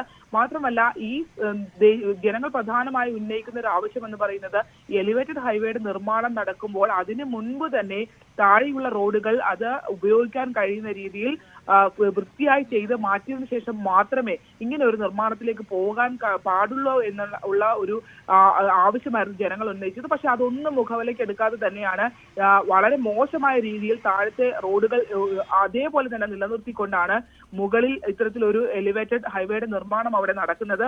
അതുകൊണ്ട് തന്നെ ആ പ്രദേശത്തുള്ള കുട്ടികൾക്കടക്കം സ്കൂൾ കുട്ടികൾക്കടക്കം സ്കൂളുകളിൽ പോകാൻ പോലും കഴിയാത്ത രീതിയിലാണ് അവിടെ ഇപ്പോൾ ഈ യാത്രാക്ലേശം ജനങ്ങൾ അനുഭവിച്ചുകൊണ്ടിരിക്കുന്നത്. ആ ദുരിതത്തിന് നേർക്കാഴ്ചയായാണ് ഇന്ന് ഇപ്പോൾ മറ്റൊരു അതങ്ങനെ തന്നെയാണ്. ആ ദുരന്തത്തിന്റെ നേർക്കാഴ്ച എന്ന് തന്നെ പറയാം. കാരണം ആ ബസ് നിൽക്കുന്ന സ്ഥലത്തിന്റെ ഒരു അവസ്ഥ എന്താണെന്ന് നമുക്ക് ആ ദൃശ്യങ്ങളിൽ നിന്ന് വളരെ വ്യക്തമായി മനസ്സിലാക്കുന്നുണ്ട്. അതിനെക്കുറിച്ച് പറയേണ്ട സാഹചര്യമില്ല. കാരണം ആ ഒരു ചുറ്റുവട്ടം തന്നെ എന്താണെന്ന് സൂചിപ്പിക്കുന്നുണ്ട്. അത് ആ നാടിനെ സംബന്ധിച്ച്, നാട്ടുകാരെ സംബന്ധിച്ച് എത്രമാത്രം വലിയ ബുദ്ധിമുട്ടാണ് ഉണ്ടാക്കുന്നതെന്ന കാര്യത്തിലും തർക്കമില്ല. ശരണ്യ തന്നെ സൂചിപ്പിച്ചു, അപകടങ്ങൾ തുടർക്കഥയാകുന്ന സാഹചര്യമാണ്. നിരവധി തവണ ജനങ്ങൾ അധികാരികൾക്ക് പരാതി നൽകിയെന്ന്. എന്നിട്ട് ഒരു നടപടിയും ഉണ്ടായില്ല ഇതുവരെ. എന്താണ് അധികൃതരുടെ ഭാഗത്തുനിന്ന് ഒരു മറുപടിയും ലഭിച്ചില്ല ഇതുവരെ? ഈ വിഷയങ്ങൾ പരിഹരിക്കുമെന്ന് ജില്ലാ കളക്ടർ അടക്കം കഴിഞ്ഞ ദിവസം പറഞ്ഞിരുന്നു. പക്ഷേ ഇതിനകത്ത് ജനങ്ങൾ അവിടെ കഴിഞ്ഞ ദിവസം സംഘടിതമായിട്ടുണ്ട്. അത് ആ സമീപത്തുള്ള കടകൾക്കൊന്നും പ്രവർത്തിക്കാൻ പോലും കഴിയാത്ത സാഹചര്യമാണ് ഉള്ളത്. ചെളിയും വെള്ളവും നിറഞ്ഞ ആളുകൾക്ക് ഇത് നമുക്കറിയാം, പൊതുവെ സാധാരണ ഇത്തരത്തിലുള്ള കുഴികളോ ഗർത്തങ്ങളോ ഒക്കെ കടന്നു പോകാൻ കഴിയുന്ന സാഹചര്യമുള്ള ബസ് ഒരു സംവിധാനമാണ് ഈ KSRTC ബസ്. അത് അത്രയും വലിയൊരു വാഹനം ഇങ്ങനെ കിടക്കണമെങ്കിൽ സാധാരണ ഇരുചക്ര വാഹനത്തിൽ സഞ്ചരിക്കുന്ന ആളുകളുടെ അവസ്ഥ എന്താണെന്നുള്ളത് നിങ്ങൾ മനസ്സിലാക്കണം. അത്ര മോശമാണ് അവിടുത്തെ സാഹചര്യം. നമുക്ക് നടന്ന് നീങ്ങാനോ കുട്ടികൾക്ക് സ്കൂളിൽ നിന്ന് വന്ന് ഇറങ്ങി സ്കൂൾ ബസ്സിലോ അല്ലെങ്കിൽ സ്കൂൾ ബസ്സുകളോ മറ്റു വാഹനങ്ങളോ ഒന്നും കടന്നു പോകാൻ കഴിയാത്ത രീതിയിൽ ചെളി നിറഞ്ഞൊരു പ്രദേശമായി, കുഴികൾ നിറഞ്ഞൊരു പ്രദേശമായി മാറിയിട്ടുണ്ട്. ആ ബസ്സിന്റെ ഒരു ഭാഗം മുഴുവൻ, ഒരു സൈഡ് മുഴുവൻ കുത്തിയാണ്, ഒരു സൈഡിലേക്കാണ് ആ ബസ് കിടക്കുന്നത്. ഈ രീതിയിൽ തന്നെ സമാനമായ അപകടം അവിടെ ഉണ്ടായിട്ടുണ്ട് എന്നുള്ളതാണ് പ്രദേശവാസികൾ നമ്മളോട് സ്ഥിരീകരിക്കുന്നത്. അങ്ങനെയാണെങ്കിൽ എന്തുകൊണ്ട് ഇത്രയധികം പ്രതിഷേധമടക്കം നടന്നിട്ടും ഈ റോഡ് ഈ സാഹചര്യത്തിൽ തന്നെ കിടക്കുന്നുള്ളതിന് തീർച്ചയായും ഈ ദേശീയപാത നിർമ്മാണത്തിന്റെ ജില്ലയിലെ ചുമതലയുള്ള ജില്ലാ കളക്ടർ തന്നെയാണ്. അദ്ദേഹം ഉൾപ്പെടെ തന്നെയാണ് ഇതിനകത്ത് മറുപടി പറയുകയും ചെയ്യേണ്ടത്. എന്തായാലും സമാനമായ രീതിയിൽ, അതായത് ദുരിതങ്ങൾ എല്ലാ ദിവസവും അവിടെ തുടർക്കഥയാണ്. അപകടങ്ങൾ ഉണ്ടാകുന്നു. ഇപ്പോൾ ഒരു വലിയ KSRTC വലിയ ബസ് ആയതുകൊണ്ട് മാത്രം ഇപ്പോൾ അതിനകത്ത് കൂടുതൽ ദൃശ്യങ്ങളൊക്കെ പുറത്തു വരുന്നു. ഇരുചക്ര വാഹനത്തിൽ എത്ര ആളുകളാണ് ആ സ്ഥലത്തുകൂടി സഞ്ചരിക്കുമ്പോൾ അപകടത്തിൽപ്പെട്ട് വീണ, ഓഫീസിലൊക്കെ പോകുന്ന ആളുകൾ ഈ ചെളിക്കകത്തു കൂടിയാണ്, ഈ ചെളിയിൽ പലതവണ വാഹനം നിർത്തി ഇറങ്ങി നടന്ന് ആ ഒരു അത്ര മോശം സാഹചര്യത്തിൽ നമുക്കൊരു വികസന പദ്ധതി കൊണ്ടുവരുമ്പോൾ അത് കൃത്യമായ ഒരു പ്ലാനിങ് ഇല്ലാതെ അവിടെ ആ ഒരു നിർമ്മാണം നടപ്പിലാക്കിയതാണ് മറ്റെവിടെയും ഇല്ലാത്തൊരു ദുരിതം ഈ അരൂർ തുറവൂർ ദേശീയപാതയിൽ ഉണ്ടായിക്കൊണ്ടിരിക്കുന്നത്. ഇപ്പോൾ മഴ കൂടി കനത്തതോടെ അതീവ ദുഷ്കരമാണ് സാഹചര്യം. തീർച്ചയായും അത് തന്നെയാണ്. ഒരു വികസന പദ്ധതി കൊണ്ടുവരുമ്പോൾ അത് എങ്ങനെ നടപ്പിലാക്കണമെന്നൊരു പ്ലാനിംഗ് ഇല്ലാതെ നടപ്പിലാക്കുന്നത് അതിൻ്റെ ദുരിതം അനുഭവിക്കുന്ന നാട്ടിലെ സാധാരണക്കാരായ ജനങ്ങളാണ്. ശരണ്യ സ്നേഹജനാണ് വിവരങ്ങൾ നൽകിയത്. ശരണ്യ, ദയവായി തുടരുക. ആലപ്പുഴയിൽ മരം വീണ ചികിത്സയിലായിരുന്ന യുവാവ് മരിച്ചു. ആറാട്ടുവഴി സ്വദേശി ഉനൈസാണ് മരിച്ചത്. ശരണ്യ തുടരുന്നുണ്ടെന്ന് മനസ്സിലാക്കുന്നു. ശരണ്യ, ഈ മരം വീണ് ചികിത്സയിലായിരുന്ന യുവാവാണ് മരിച്ചത്. ഇത് എപ്പോഴായിരുന്നു ഈ ഒരു സംഭവം ഉണ്ടായത്? മരണം എപ്പോഴായിരുന്നു? ഒപ്പം മഴയുടെ ഒരു സാഹചര്യം എന്താണ് ജില്ലയിൽ? ഉനൈസ്, അതായത് ആറാട്ടുവഴി സ്വദേശി ഉനൈസ് ആണ് മരണപ്പെട്ടത്. കഴിഞ്ഞ തിങ്കളാഴ്ചയാണ് ഇത്തരത്തിൽ ഒരു അപകടം നടന്നത്. അതായത് വലിയൊരു മരം ആലപ്പുഴ നഗരത്തിലെ മട്ടാഞ്ചേരി പാലത്തിന് സമീപം കടപുഴകി വീഴുകയായിരുന്നു. ഉനൈസും ഭാര്യയും ഈ മഴ പെയ്തതിനെ തുടർന്ന് അവിടെയുള്ള ഒരു ചെറിയ കടയുടെ അരികിൽ ഓരത്ത് കയറി നിൽക്കുകയായിരുന്നു. പെട്ടെന്നാണ് ഈ മരം കടപുഴകി വരുന്നത് അവർ കണ്ടത്. അവർ ഓടി രക്ഷപ്പെടുന്നതിനിടയിലാണ് ഉനൈസും ഭാര്യ അനീഷയും ഈ മരത്തിനടിയിൽ പെടുന്നത്. അനീഷയെ പെട്ടെന്ന് തന്നെ ആളുകൾ ചേർന്ന് വലിച്ചു പുറത്തേക്ക് എടുത്തെങ്കിൽ പോലും ഉനൈസിന്റെ ശരീരത്തിൽ ഇത്രയും വലിയ, അതായത് ഒരു ചെറിയ മരമല്ല, ഒരുപാട് വലിയൊരു മരമായിരുന്നു. അതുകൊണ്ട് തന്നെ ആ മരം 10 മിനിറ്റോളം ഉനൈസിന്റെ ശരീരത്തിൽ കിടന്ന് തലയ്ക്ക് ഗുരുതരമായ പരിക്ക് ഉനൈസിന് ഏറ്റിരുന്നു. തുടർന്ന് ഇവിടെ നിന്ന് കൊണ്ടുപോകുന്ന ഘട്ടത്തിൽ തന്നെ അതീവ ഗുരുതരമായിരുന്നു ഉനൈസിന്റെ സാഹചര്യം. തിങ്കളാഴ്ച ആദ്യം ജനറൽ ആശുപത്രിയിൽ, പിന്നീട് വണ്ടാനം മെഡിക്കൽ കോളേജ് ആശുപത്രിയിലെ വെന്റിലേറ്ററിലായിരുന്നു ഉനൈസ് ഉണ്ടായിരുന്നത്. 30 വയസ്സാണ് ഉനൈസിന്. ഇപ്പോ മരണം സ്ഥിരീകരിച്ചുകൊണ്ട് ഇന്ന് രാവിലെ നമുക്ക് വിവരം ലഭിച്ചിട്ടുണ്ട്. ഭാര്യയുടെ പരിക്ക് അത്ര ഗുരുതരമായ പരിക്കല്ലായിരുന്നു. പക്ഷേ ഉനൈസിന് ആ ഘട്ടത്തിൽ, അതായത് മരം, ഇത്രയും വലിയൊരു മരം കടപുഴകി വീണ്, കരാൽക്കരയിൽ നിന്ന മരമാണ് വീണത്. ആ മരം വീണ തന്നെ അത് ശരീരത്തിൽ 10 മിനിറ്റോളം ഈ മരം കിടക്കുന്ന ഒരു സാഹചര്യം ഉണ്ടായി. അങ്ങനെയാണ് പിന്നെ അപകട സാഹചര്യത്തിൽ നിന്ന് തന്നെ ഉനൈസിനെ രക്ഷപ്പെടുത്തി രക്ഷാപ്രവർത്തകർ ആശുപത്രിയിലേക്ക് എത്തിക്കുന്നത്. പക്ഷേ അവിടെ എത്തിച്ചപ്പോഴും വെന്റിലേറ്ററിലേക്ക് മാറ്റേണ്ട സാഹചര്യമാണ്. അത്ര ഗുരുതരമായിരുന്നു തലക്കേറ്റ പരിക്ക്. എന്തായാലും ഇപ്പോൾ മരണം സ്ഥിരീകരിച്ചിട്ടുണ്ട്. ആലപ്പുഴയിൽ പൊതുവെ ഇന്ന് തെളിഞ്ഞ കാലാവസ്ഥയാണ്. ചാറ്റൽ മഴ, ഇടവിട്ടുള്ള ചാറ്റൽ മഴ ഉണ്ടെങ്കിൽ പോലും കാര്യമായ മഴയില്ല എന്നുള്ളത് തന്നെ നമുക്ക് പറയാം. ഇന്നലെ NDRF സംഘം, ദുരന്ത നിവാരണ സേനയുടെ സംഘം തലവടി അടക്കമുള്ള പ്രദേശങ്ങൾ സന്ദർശിച്ചിരുന്നു. പമ്പയാറിന്റെ തീരപ്രദേശങ്ങളിലെ താഴ്ന്ന പ്രദേശങ്ങളിൽ വെള്ളക്കെട്ട് രൂപപ്പെട്ടിട്ടുണ്ട്. അത് ജലാശയങ്ങളിലെ ജലനിരപ്പ് ഉയർന്നതല്ല, മറിച്ച് പെയ്ത്ത് വെള്ളം, അതായത് മഴ പെയ്ത വെള്ളം കെട്ടി നിൽക്കുന്നതാണ്. അല്ലാതെ ജലാശയങ്ങളിലെ ജലനിരപ്പ് അപകടകരമായ സാഹചര്യത്തിലൊന്നും ഉയർന്നിട്ടില്ല. കാരണം മഴയ്ക്ക് ഇടവേള ഉണ്ടാകുന്നു എന്നുള്ളതാണ് ആശ്വാസകരം. കിഴക്കൻ മേഖലകളിൽ മഴ ശക്തമായി തുടർന്നാൽ ഒരുപക്ഷെ ആ ജലം ഇവിടേക്ക് ഒഴുകിയെത്തി അത്തരത്തിലൊരു പ്രതിസന്ധി സൃഷ്ടിക്കാം. പക്ഷേ ദുരിതാശ്വാസ ക്യാമ്പുകളൊന്നും തന്നെ ജില്ലയിൽ തുറന്നിട്ടില്ല. പൊതുവെ ആശ്വാസകരമായ സാഹചര്യമുണ്ട്. പക്ഷേ ആലപ്പുഴ നഗരത്തിൽ തന്നെ ഇപ്പോൾ ഈ മരം കടപുഴകി വീണും, ഒപ്പം തന്നെ കഴിഞ്ഞ ദിവസം മതില് വീണ് ഒരു 10ാം ക്ലാസ് വിദ്യാർത്ഥി മരിച്ചിരുന്നു. അത്തരത്തിൽ ഈ അപകടങ്ങൾ ഉണ്ടാകുന്ന ഒരു പശ്ചാത്തലത്തിൽ ജില്ലാ കളക്ടർ വെള്ളക്കെട്ടുകളൊക്കെ, കുഞ്ഞുങ്ങൾ പോകുന്ന വഴികളിലൊക്കെ വെള്ളക്കെട്ടുകളൊക്കെ ഉള്ളത് കൊണ്ട് തന്നെ സ്കൂൾ കുട്ടികൾക്ക് ഒക്കെ അവധി ഇന്ന് പ്രഖ്യാപിച്ചത്. വിദ്യാഭ്യാസ സ്ഥാപനങ്ങൾക്ക് ജില്ലയിൽ അവധിയാണ്. ശരി, ശരണ്യ സ്നേഹജനാണ് വിവരങ്ങൾ പങ്കുവച്ചത്. മറ്റു വാർത്തകളിലേക്ക് വരുമ്പോൾ ജമ്മു കാശ്മീരിലെ നോഡയിൽ ഭീകരർക്കായുള്ള തിരച്ചിൽ തുടരുന്നു. കഴിഞ്ഞ ദിവസമുണ്ടായ ഏറ്റുമുട്ടലിലാണ് ക്യാപ്റ്റൻ ഉൾപ്പെടെ 5 സൈനികർക്ക് വീരമൃത്യു വരിക്കേണ്ടി വന്നത്. വിഷയത്തിൽ BJPക്കെതിരെ വിമർശനം കടുപ്പിക്കുകയാണ് കോൺഗ്രസ് അടക്കമുള്ള പ്രതിപക്ഷ കക്ഷികൾ. രാഗേഷ് നാഷണൽ ഡെസ്കിൽ നിന്നും ചേരുന്നു. രാഗേഷ്, വലിയ തരത്തിലുള്ള തിരച്ചിൽ നടക്കുന്നു എന്നാണ് ജമ്മു കാശ്മീരിൽ നമുക്ക് മനസ്സിലാക്കാൻ സാധിച്ചത്. കാരണം നമ്മുടെ 5 സൈനികർക്കാണ് വീരമൃത്യു വരിക്കേണ്ടി വന്നത് വലിയ ഏറ്റുമുട്ടലിൽ. നിലവിലെ ഒരു സാഹചര്യം എന്താണ് അവിടെ? ഭവ്യ, ജമ്മു കാശ്മീരിലെ ഡോഡയിൽ ഭീകരർക്കായുള്ള തിരച്ചിൽ 3ാം ദിവസത്തിലേക്ക് കടന്നിരിക്കുകയാണ്. തിങ്കളാഴ്ച രാത്രി 7:45 കൂടിയാണ് ഉറബാഗി വനത്തിൽ ഏറ്റുമുട്ടൽ ഉണ്ടാവുന്നത്. കാരണം അവിടെ രഹസ്യവിവരത്തിൻ്റെ അടിസ്ഥാനത്തിൽ സുരക്ഷാ സേന നടത്തിയ തെരച്ചിൽ ഏറ്റുമുട്ടലിൽ കലാശിക്കുകയായിരുന്നു. ആ ഏറ്റുമുട്ടലിലാണ് 5 ധീര സൈനികർ വീരമൃത്യു വരിച്ചത്. അതിനുശേഷം ഇന്ന് കൂടുതൽ സേന അവിടേക്ക് എത്തി ഇന്നലെയും അവിടെ തെരച്ചിൽ നടത്തുകയായിരുന്നു. ഏതായാലും ഈ തെരച്ചിൽ വൈകുന്നതിന്, ഭീകരരെ കണ്ടെത്തുന്നതിന് തടസ്സമാകുന്നത് അത് അവിടുത്തെ പ്രദേശം തന്നെയാണ്. കാരണം വനമേഖലയാണ് ആ പ്രദേശം. അപ്പോൾ ആക്രമണത്തിന് ശേഷം ഭീകരർ ഈ വനത്തിൽ ഒളിക്കുകയായിരുന്നു. ഏതായാലും ഇന്നലെ രാത്രി 9 മണിയോടുകൂടി 2 ഇടങ്ങളിലായി ഏറ്റുമുട്ടൽ ഉണ്ടായി. അധികം നേരം നീണ്ടു നിന്നില്ല, പക്ഷേ 2 ഇടങ്ങളിൽ ഏറ്റുമുട്ടൽ ഉണ്ടായി എന്നാണ് ഇപ്പോൾ ലഭിക്കുന്ന വിവരം. മാത്രവുമല്ല, ഭീകരർ തമ്പടിച്ചിരിക്കുന്ന താവളം സുരക്ഷാ സേന ഏതാണ്ട് ലൊക്കേറ്റ് ചെയ്യുകയും ചെയ്തിട്ടുണ്ട്. അപ്പോൾ സ്വാഭാവികമായും ഇന്ന് തന്നെ ഭീകരരെ കണ്ടെത്താൻ കഴിയും എന്നൊരു പ്രതീക്ഷയിലാണ് ഏതായാലും സുരക്ഷാ സേനയുള്ളത്. ഇന്നിപ്പോൾ രാവിലെ ഏതായാലും തെരച്ചിൽ ആരംഭിച്ചിരിക്കുകയാണ്. ഏതായാലും കരസേനാ മേധാവി പ്രതിരോധ മന്ത്രി രാജ്നാഥ് സിംഗുമായി നിലവിലെ സാഹചര്യങ്ങളൊക്കെ തന്നെ ധരിപ്പിച്ചിട്ടുണ്ട്. ഏതായാലും ഭീകരരെ തുരത്തും എന്ന നിലപാടിൽ തന്നെയാണ് കേന്ദ്ര സർക്കാർ ഉള്ളത്. പക്ഷേ പ്രതിപക്ഷം വലിയ വിമർശനം ഉന്നയിക്കുന്നുണ്ട്. കാരണം ജമ്മു കൂടി ഭീകരർ ലക്ഷ്യമാക്കിക്കൊണ്ടിരിക്കുകയാണ്. അത് വളരെ ഗൗരവമേറിയ വിഷയമാണ് എന്ന കാര്യത്തിൽ തർക്കവുമില്ല. കാരണം സാധാരണഗതിയിൽ കശ്മീർ താഴ്വരയിലാണ് വലിയ രീതിയിൽ ആക്രമണങ്ങൾ നടക്കാറുള്ളതെങ്കിൽ ഇപ്പോൾ ജമ്മുവിൽ ഭീകരാക്രമണം വർദ്ധിക്കുന്ന ഒരു സാഹചര്യം ഉണ്ടായിരിക്കുന്നു. സമീപകാലത്ത് 7 ആക്രമണങ്ങൾ ജമ്മുവിലുണ്ടായി. അപ്പോൾ ഇപ്പോൾ ഉണ്ടായിരിക്കുന്ന സംഭവങ്ങൾക്ക് അത് ഉത്തരവാദി കേന്ദ്ര സർക്കാരിന്റെ നിലപാടാണെന്ന് കോൺഗ്രസ് വിമർശിക്കുകയും ചെയ്യുന്നുണ്ട്. PDPയും സമാനമായി കേന്ദ്ര സർക്കാരിന്റെ നിലപാടുകളെ ചോദ്യം ചെയ്തുകൊണ്ട് രംഗത്ത് വരുന്നുണ്ട്. കുറ്റക്കാർക്കെതിരെ ശക്തമായ നടപടി വേണമെന്നൊരു ആവശ്യമൊക്കെ പ്രതിപക്ഷ പാർട്ടികൾ ഈ ഘട്ടത്തിൽ ഏതായാലും ഉന്നയിക്കുന്നുണ്ട്. പക്ഷേ കേന്ദ്ര സർക്കാർ വ്യക്തമാക്കുന്ന ഈ വിഷയത്തിൽ രാഷ്ട്രീയം കളിക്കേണ്ടതില്ല എന്ന നിലപാട് കേന്ദ്രവും ആവർത്തിക്കുകയും ചെയ്യുന്നു. ഏതായാലും ഭീകരർക്കായുള്ള തെരച്ചിൽ 3ാം ദിനവും തുടരുകയാണ്. ഭവ്യ. ശരി, നന്ദി. രാകേഷാണ് വിശദവിവരങ്ങൾ പങ്കുവച്ചത്. വളരെ വേഗം തിരിച്ചെത്താം ഇടവേളയ്ക്ക് ശേഷം.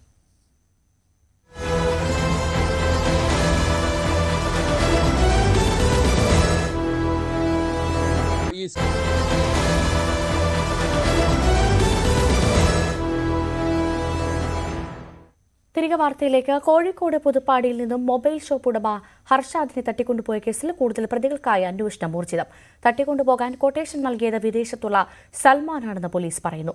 സംഭവത്തിൽ നേരിട്ട് പങ്കുള്ള 4 പേരെ കഴിഞ്ഞ ദിവസം പോലീസ് അറസ്റ്റ് ചെയ്തിരുന്നു. കസ്റ്റഡിയിലുള്ള 2 പേരുടെ അറസ്റ്റ് ഉടൻ രേഖപ്പെടുത്തിയേക്കും. സിദ്ദിഖ് പന്നൂർ വിവരങ്ങളുമായി ചേർന്നു. സിദ്ദിഖ്, അന്വേഷണം അതേ തരത്തിൽ പുരോഗമിക്കുന്നതാണ് വിശദാംശങ്ങൾ. നമ്മൾ നേരത്തെ സൂചിപ്പിച്ച പോലെ തന്നെ ഈ 4 പേരുടെ അറസ്റ്റാണ് ഇപ്പോൾ രേഖപ്പെടുത്തിയിട്ടുള്ളത്. ഈ 4 പേരെയും റിമാൻഡ് ചെയ്തു കഴിഞ്ഞു. 2 പേർ ഇപ്പോൾ പോലീസിന്റെ കസ്റ്റഡിയിലുണ്ട്. ഇവരുടെ അറസ്റ്റ് ഉടൻ തന്നെ രേഖപ്പെടുത്തുമെന്നാണ് നമുക്ക് മനസ്സിലാവുന്നത്. നമുക്ക് നേരത്തെ സൂചിപ്പിച്ച പോലെ തന്നെ ഒരു സാമ്പത്തിക ഇടപാട്, പ്രത്യേകിച്ച് കുഴൽപ്പണവുമായിട്ട് ബന്ധപ്പെട്ട ഒരു ഇടപാടിന്റെ ഭാഗമാണ് ഇത്തരത്തിലൊരു തട്ടിക്കൊണ്ടുപോകൽ ഉണ്ടായത് എന്നാണ് മനസ്സിലാക്കാൻ കഴിയുന്നത്. വിദേശത്തുള്ള ഒരു വ്യക്തി, അതായത് അമരശ്ശേരി കാരാട് സ്വദേശിയായിട്ടുള്ള മുഹമ്മദ് സൽമാൻ എന്നൊരു വ്യക്തി ഹവാല ഇടപാട്, കുഴൽപ്പണ ഇടപാട് നടത്തുന്നുണ്ട്. ഇദ്ദേഹത്തിന്റെ കെയർ ഓഫിലുള്ള ലക്ഷങ്ങൾ ഈ ഹർഷാദിന്റെ, തട്ടിക്കൊണ്ടുപോകപ്പെട്ട ഹർഷാദിന്റെ അക്കൗണ്ടിലേക്ക് പലപ്പോഴും ട്രാൻസ്ഫർ ചെയ്തിരുന്നു എന്നാണ് പോലീസിന്റെ അന്വേഷണത്തിൽ വ്യക്തമായത്. ഇത്തരം കാര്യങ്ങളൊന്നും ആദ്യഘട്ടത്തിൽ ഈ കുടുംബമോ ഹർഷാദോ അംഗീകരിച്ചിരുന്നില്ലെങ്കിൽ പിന്നീട് ഇവർ നിരന്തരമായ പോലീസ് ചോദ്യം ചെയ്യലിൽ ഇത് സമ്മതിച്ചു. ഈ ഒരു ഇടപാടുമായി ബന്ധപ്പെട്ടിട്ടുള്ള 10 ലക്ഷം രൂപ ഹർഷാദും സംഘവും ചേർന്ന് ഈ ഹവാല ഇടപാട് സംഘത്തിന് നൽകാതിരുന്നു എന്നാണ് പറയപ്പെടുന്നത്. ഈ ഒരു പണത്തിന്റെ പേരിലാണ് നിരന്തരം വിളിക്കലും സംസാരവും ഭീഷണിയും മധ്യസ്ഥ ചർച്ചയുമെല്ലാം ഉണ്ടായിരുന്നു. ഇതിനൊക്കെ ഒടുവിലാണ് അവസാനം ഇപ്പോൾ ഈ തട്ടിക്കൊണ്ടുപോകുക എന്നൊരു സംഭവം ഉണ്ടായിരിക്കുന്നത്. ഏതായിരുന്നാലും ഇതിൽ കൂടുതൽ, പ്രത്യേകിച്ച് ഈ സൽമാന്റെ ബന്ധുക്കൾ ഉൾപ്പെടെയുള്ള ഏതാനും പ്രതികൾ, 4 പേരുടെ അറസ്റ്റാണ് രേഖപ്പെടുത്തിയത്. ഇനി 6 പേർ കൂടി ഉണ്ട് എന്നാണ് ഇതിൽ പോലീസ് പറയുന്നത്. ഇതിൽ 2 പേരാണ് ഇപ്പോൾ കസ്റ്റഡിയിലുള്ളത്. പിന്നീട് 4 പേർ ഒളിവിലാണ്. ഇവർക്കായി പോലീസ് അന്വേഷണം ഊർജിതമാക്കിയിട്ടുണ്ട്. ഇവരെക്കുറിച്ചും വ്യക്തമായ വിവരങ്ങൾ പോലീസിന് ലഭിച്ചിട്ടുണ്ട്. ഇത് ഏറ്റവും പ്രധാനപ്പെട്ട കാര്യം, 2 കാറുകളും ഒരു മിനി ലോറിയും, അതായത് മിനി ലോറി എന്ന് പറഞ്ഞാൽ താമരശ്ശേരി അമ്പായത്തോട് പ്രവർത്തിക്കുന്ന ഒരു കോഴി മാലിന്യ സംസ്കരണ പ്ലാന്റായ ഫ്രഷ് കട്ടിന്റെ പേരിലുള്ള ഒരു കണ്ടെയ്നർ മിനി ലോറി ആണ് ഇതിന് ഒന്ന് ഉപയോഗിച്ചത്. ഈ ഒരു മിനി ലോറി ഉപയോഗിച്ച്, കണ്ടെയ്നർ ഉപയോഗിച്ച് ഹർഷാദിന്റെ കാറ് തടയുകയും എന്നിട്ട് വലിച്ചിറക്കി കൊണ്ടുപോവുകയും പിന്നീട് തീർച്ചയായും അതാണ് സാഹചര്യം. കോഴിക്കോട് പുതുപ്പാടിൽ നിന്നും മൊബൈൽ ഷോപ്പ് ഉടമയെ ഹർഷാദിനെ തട്ടിക്കൊണ്ടുപോയ കേസിൽ കൂടുതൽ പ്രതികൾക്കായി അന്വേഷണം ഊർജിതമാണ്. സിദ്ദിഖ് പന്നൂരാണ് വിവരങ്ങൾ പങ്കുവച്ചത്. കാസർകോട് യുവതിക്ക് നേരെ ബസ്സിലുണ്ടായ നഗ്നത പ്രദർശനത്തിൽ പ്രതി അറസ്റ്റിൽ. കാസർകോട് കുണ്ടിയ സ്വദേശി മുഹമ്മദ് കുഞ്ഞിയാണ് അറസ്റ്റിലായത്. മോലോം സ്വദേശിയായ യുവതിക്ക് നേരെ കഴിഞ്ഞ ദിവസമാണ് ബസ് യാത്രയ്ക്കിടെ നഗ്നത പ്രദർശനം നടന്നത്. ബേക്കൽ പോലീസാണ് പ്രതിയെ അറസ്റ്റ് ചെയ്തത്. KV ബൈജു വിവരങ്ങളുമായി ചേരുന്നു. ബൈജു, എപ്പോഴായിരുന്നു അറസ്റ്റ്? വിശദാംശങ്ങൾ.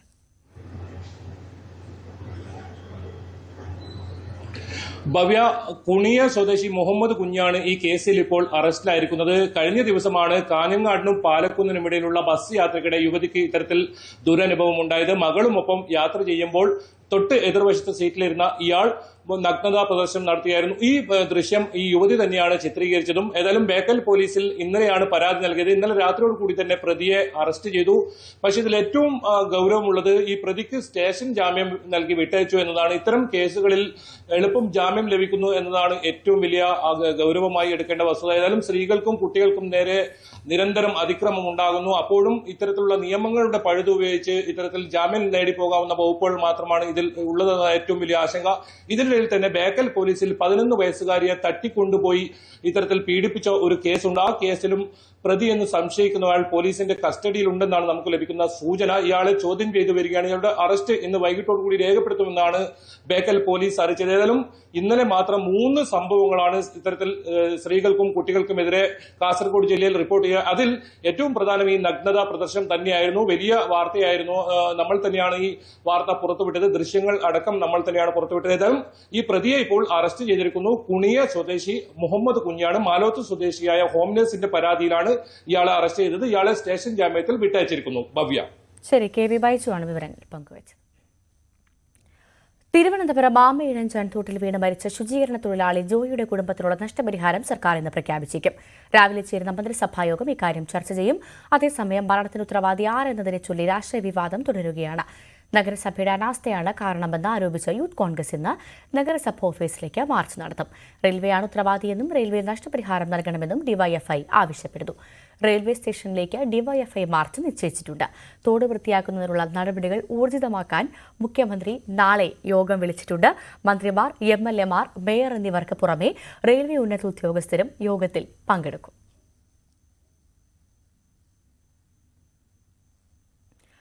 പൂക്കോട് വെറ്റിനറി സർവകലാശാല വിദ്യാർത്ഥിയായിരുന്ന സിദ്ധാർത്ഥന്റെ മരണത്തെക്കുറിച്ച് അന്വേഷിക്കാൻ ഗവർണർ ആരിഫ് മുഹമ്മദ് ഖാൻ നിയോഗിച്ച കമ്മീഷൻ ഇന്ന് റിപ്പോർട്ട് നൽകും. ഹൈക്കോടതി റിട്ടയർഡ് ജഡ്ജ് എ ഹരിപ്രസാദാണ് അന്വേഷണ കമ്മീഷൻ.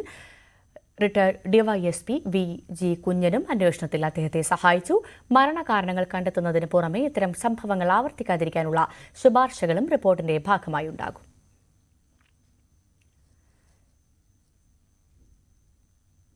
കിഫ്ബി മസാല ബോണ്ടിലെ ഫെമ നിയമലംഘനം അന്വേഷിക്കുന്ന ഇഡിയുടെ സമൻസ് ചോദ്യം ചെയ്തുള്ള ഹർജി ഹൈക്കോടതി ഇന്ന് പരിഗണിക്കും. കിഫ്ബിയുടെയും മുൻ ധനമന്ത്രി ടി എം തോമസ് ഐസക്കിന്റെയും ഹർജികളാണ് ജസ്റ്റിസ് ടി ആർ രവി അധ്യക്ഷനായ സിംഗിൾ ബെഞ്ച് പരിഗണിക്കുക. ഹർജിയിൽ ഹൈക്കോടതി കിഫ്ബിയുടെ കൂടുതൽ വാദം കേൾക്കും. ഇഡി ആവശ്യപ്പെട്ട രേഖകളെല്ലാം നൽകിയെന്നും അന്വേഷണം നിയമവിരുദ്ധമാണെന്നുമാണ് കിഫ്ബിയുടെ വാദം. കിഫ്ബിയുടെ വാദം പൂർത്തിയായ ശേഷം ഇഡിക്ക് വേണ്ടി ഹാജരാകുന്ന അഡീഷണൽ സോളിസിറ്റർ ജനറൽ മറുപടി വാദം ഉന്നയിക്കും. മസാല ബോണ്ടിലെ ഫെമ നിയമലംഘനം സംബന്ധിച്ച് തോമസ് ഐസക്കിന് അറിയാമായിരുന്നുവെന്നാണ് ഇഡിയുടെ വാദം. മാസപ്പടി കേസിലെ എൻഫോഴ്സ്മെന്റ് ഡയറക്ടറേറ്റ് അന്വേഷണം ചോദ്യം ചെയ്തുള്ള ഹർജി ഹൈക്കോടതി ഇന്ന് പരിഗണിക്കും. ഹർജിയിൽ ജസ്റ്റിസ് ടി ആർ രവി അധ്യക്ഷനായ സിംഗിൾ ബെഞ്ച് ഇന്ന് വിശദമായ വാദം കേൾക്കും. ഇഡി സമൻസ് ചോദ്യം ചെയ്ത് CMRL MD SN ശശിധരൻ കർത്തയും ഉദ്യോഗസ്ഥരും നൽകിയ ഹർജിയാണ് ഹൈക്കോടതി പരിഗണനയിലുള്ളത്. ഇഡിയുടെ ചോദ്യം ചെയ്യലിൽ നിന്ന് ഒഴിവാക്കണമെന്നായിരുന്നു ശശിധരൻ കർത്തയുടെ ആവശ്യമെന്നാൽ ഹർജി ഹൈക്കോടതിയുടെ പരിഗണനയിലിരിക്കെ തന്നെ ഇഡി ശശിധരൻ കർത്തയെ ചോദ്യം ചെയ്തിട്ടുണ്ട്. സീനിയർ ഓഫീസർ അജു എം കുരുവിളയെ രാത്രി മുഴുവൻ ഇഡി തടഞ്ഞുവെച്ചത് നിയമവിരുദ്ധമാണെന്നാണ് CMRLന്റെ മറ്റൊരു വാദം. ഇടുക്കി ചിന്നക്കനാലിൽ വീണ്ടും കാട്ടാനാക്രമണം. ചിന്നക്കനാൽ ഞാറൂട്ടിപ്പറമ്പിൽ NK ബാണിയുടെ കാർ ചക്കക്കൊമ്പൻ തകർത്തു. സ്കൂൾ മതിൽക്കെട്ടിനുള്ളിൽ പാർക്ക് ചെയ്തിരുന്ന വാഹനം ഗേറ്റ് തകർത്ത് അകത്ത് കടന്നാണ് കാട്ടാന തകർത്തത്. കോഴിക്കോട് ജില്ലയിലെ ഏറ്റവും പഴക്കം ചെന്ന വിദ്യാലയങ്ങളിൽ ഒന്നായ ഗണപത് AUP സ്കൂൾ അടച്ചുപൂട്ടി. പൊതുവിദ്യാഭ്യാസം ശക്തിപ്പെടുത്തൽ ഇടതു സർക്കാരിന്റെ നയമെന്ന് ആവർത്തിച്ച് വ്യക്തമാക്കുമ്പോഴാണ് ഒരു കാലത്ത് സാധാരണക്കാരന്റെ അത്താണിയായിരുന്ന ഈ എയ്ഡഡ് വിദ്യാലയം അടച്ചുപൂട്ടിയത്. ഈ റിപ്പോർട്ടോടുകൂടി വാർത്താരംഭം പൂർണ്ണമാകും. നമസ്കാരം. തിങ്ങി നിറഞ്ഞ ക്ലാസ് മുറികൾ, പഠിച്ചിറങ്ങിയ നൂറുകണക്കിന് വിദ്യാർത്ഥികൾ. ഗണപത്തിന്റെ 138 വർഷങ്ങൾക്ക് പറയാൻ കഥകൾ ഏറെയുണ്ട്.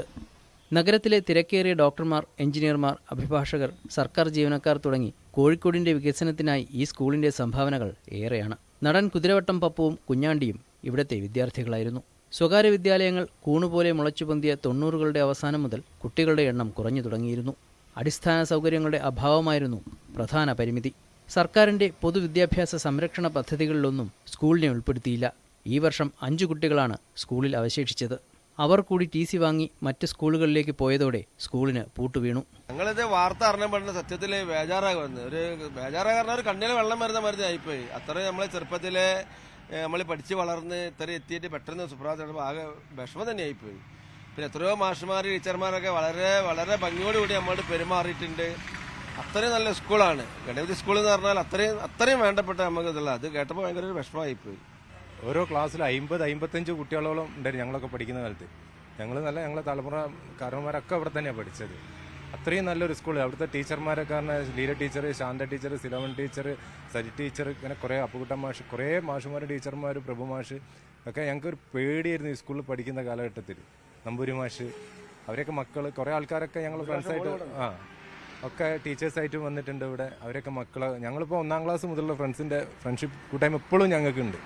സ്കൂളിലെ അധ്യാപകരെയും ജീവനക്കാരെയും മറ്റ് സ്കൂളിലേക്ക് വിന്യസിക്കാനാണ് വിദ്യാഭ്യാസ വകുപ്പിന്റെ നീക്കം. സ്കൂളിൽ കുട്ടികൾ കുറഞ്ഞു തുടങ്ങിയപ്പോഴും നാശത്തിലേക്ക് നീങ്ങി തുടങ്ങിയപ്പോഴും സർക്കാർ ഇടപെട്ടില്ലെന്നാണ് നാട്ടുകാരുടെ പരാതി. ഇപ്പോൾ കുറച്ച് കാലമായിട്ടുള്ളൂ ഇതിപ്പോൾ കുട്ടികളെ ചേർത്തലുമില്ല. ചേർത്താന്ന് പറഞ്ഞിട്ടുണ്ടെങ്കിൽ കുട്ടികൾക്ക് ഇവിടുത്തെ ഈ ശോചനീയാവസ്ഥ കണ്ടിട്ട് തന്നെ രക്ഷിതാക്കൾ എല്ലാ സ്കൂളുകളും നല്ല രീതിയിലാകുമ്പോൾ ഇങ്ങനെ കിടക്കുന്ന ഒരു സ്കൂളിലേക്ക് എങ്ങനെയാണ് കുട്ടികളെ പറഞ്ഞേക്കുക എന്നുള്ള ആ ഒരു ബുദ്ധിമുട്ടുകൊണ്ട് മാത്രമാണ് ഇതിപ്പോൾ ഇങ്ങനെ കിടക്കേണ്ട ഒരു അവസ്ഥ വന്നത്. കുതിരവട്ടം മാനസികാരോഗ്യ കേന്ദ്രത്തിന് സമീപം കോഴിക്കോട് നഗരത്തിലെ കണ്ണായ സ്ഥലത്താണ് സ്കൂൾ കെട്ടിടം നിലനിൽക്കുന്നത്. വിദേശത്തുള്ള സ്കൂൾ ഉടമകൾ വാണിജ്യ ആവശ്യങ്ങൾക്കായി സ്കൂൾ സ്ഥലം വിൽക്കുന്നതിനായാണ് കരുക്കൾ നീക്കുന്നതെന്നും നാട്ടുകാർ പറയുന്നു. ന്യൂസ് 18 കോഴിക്കോട്.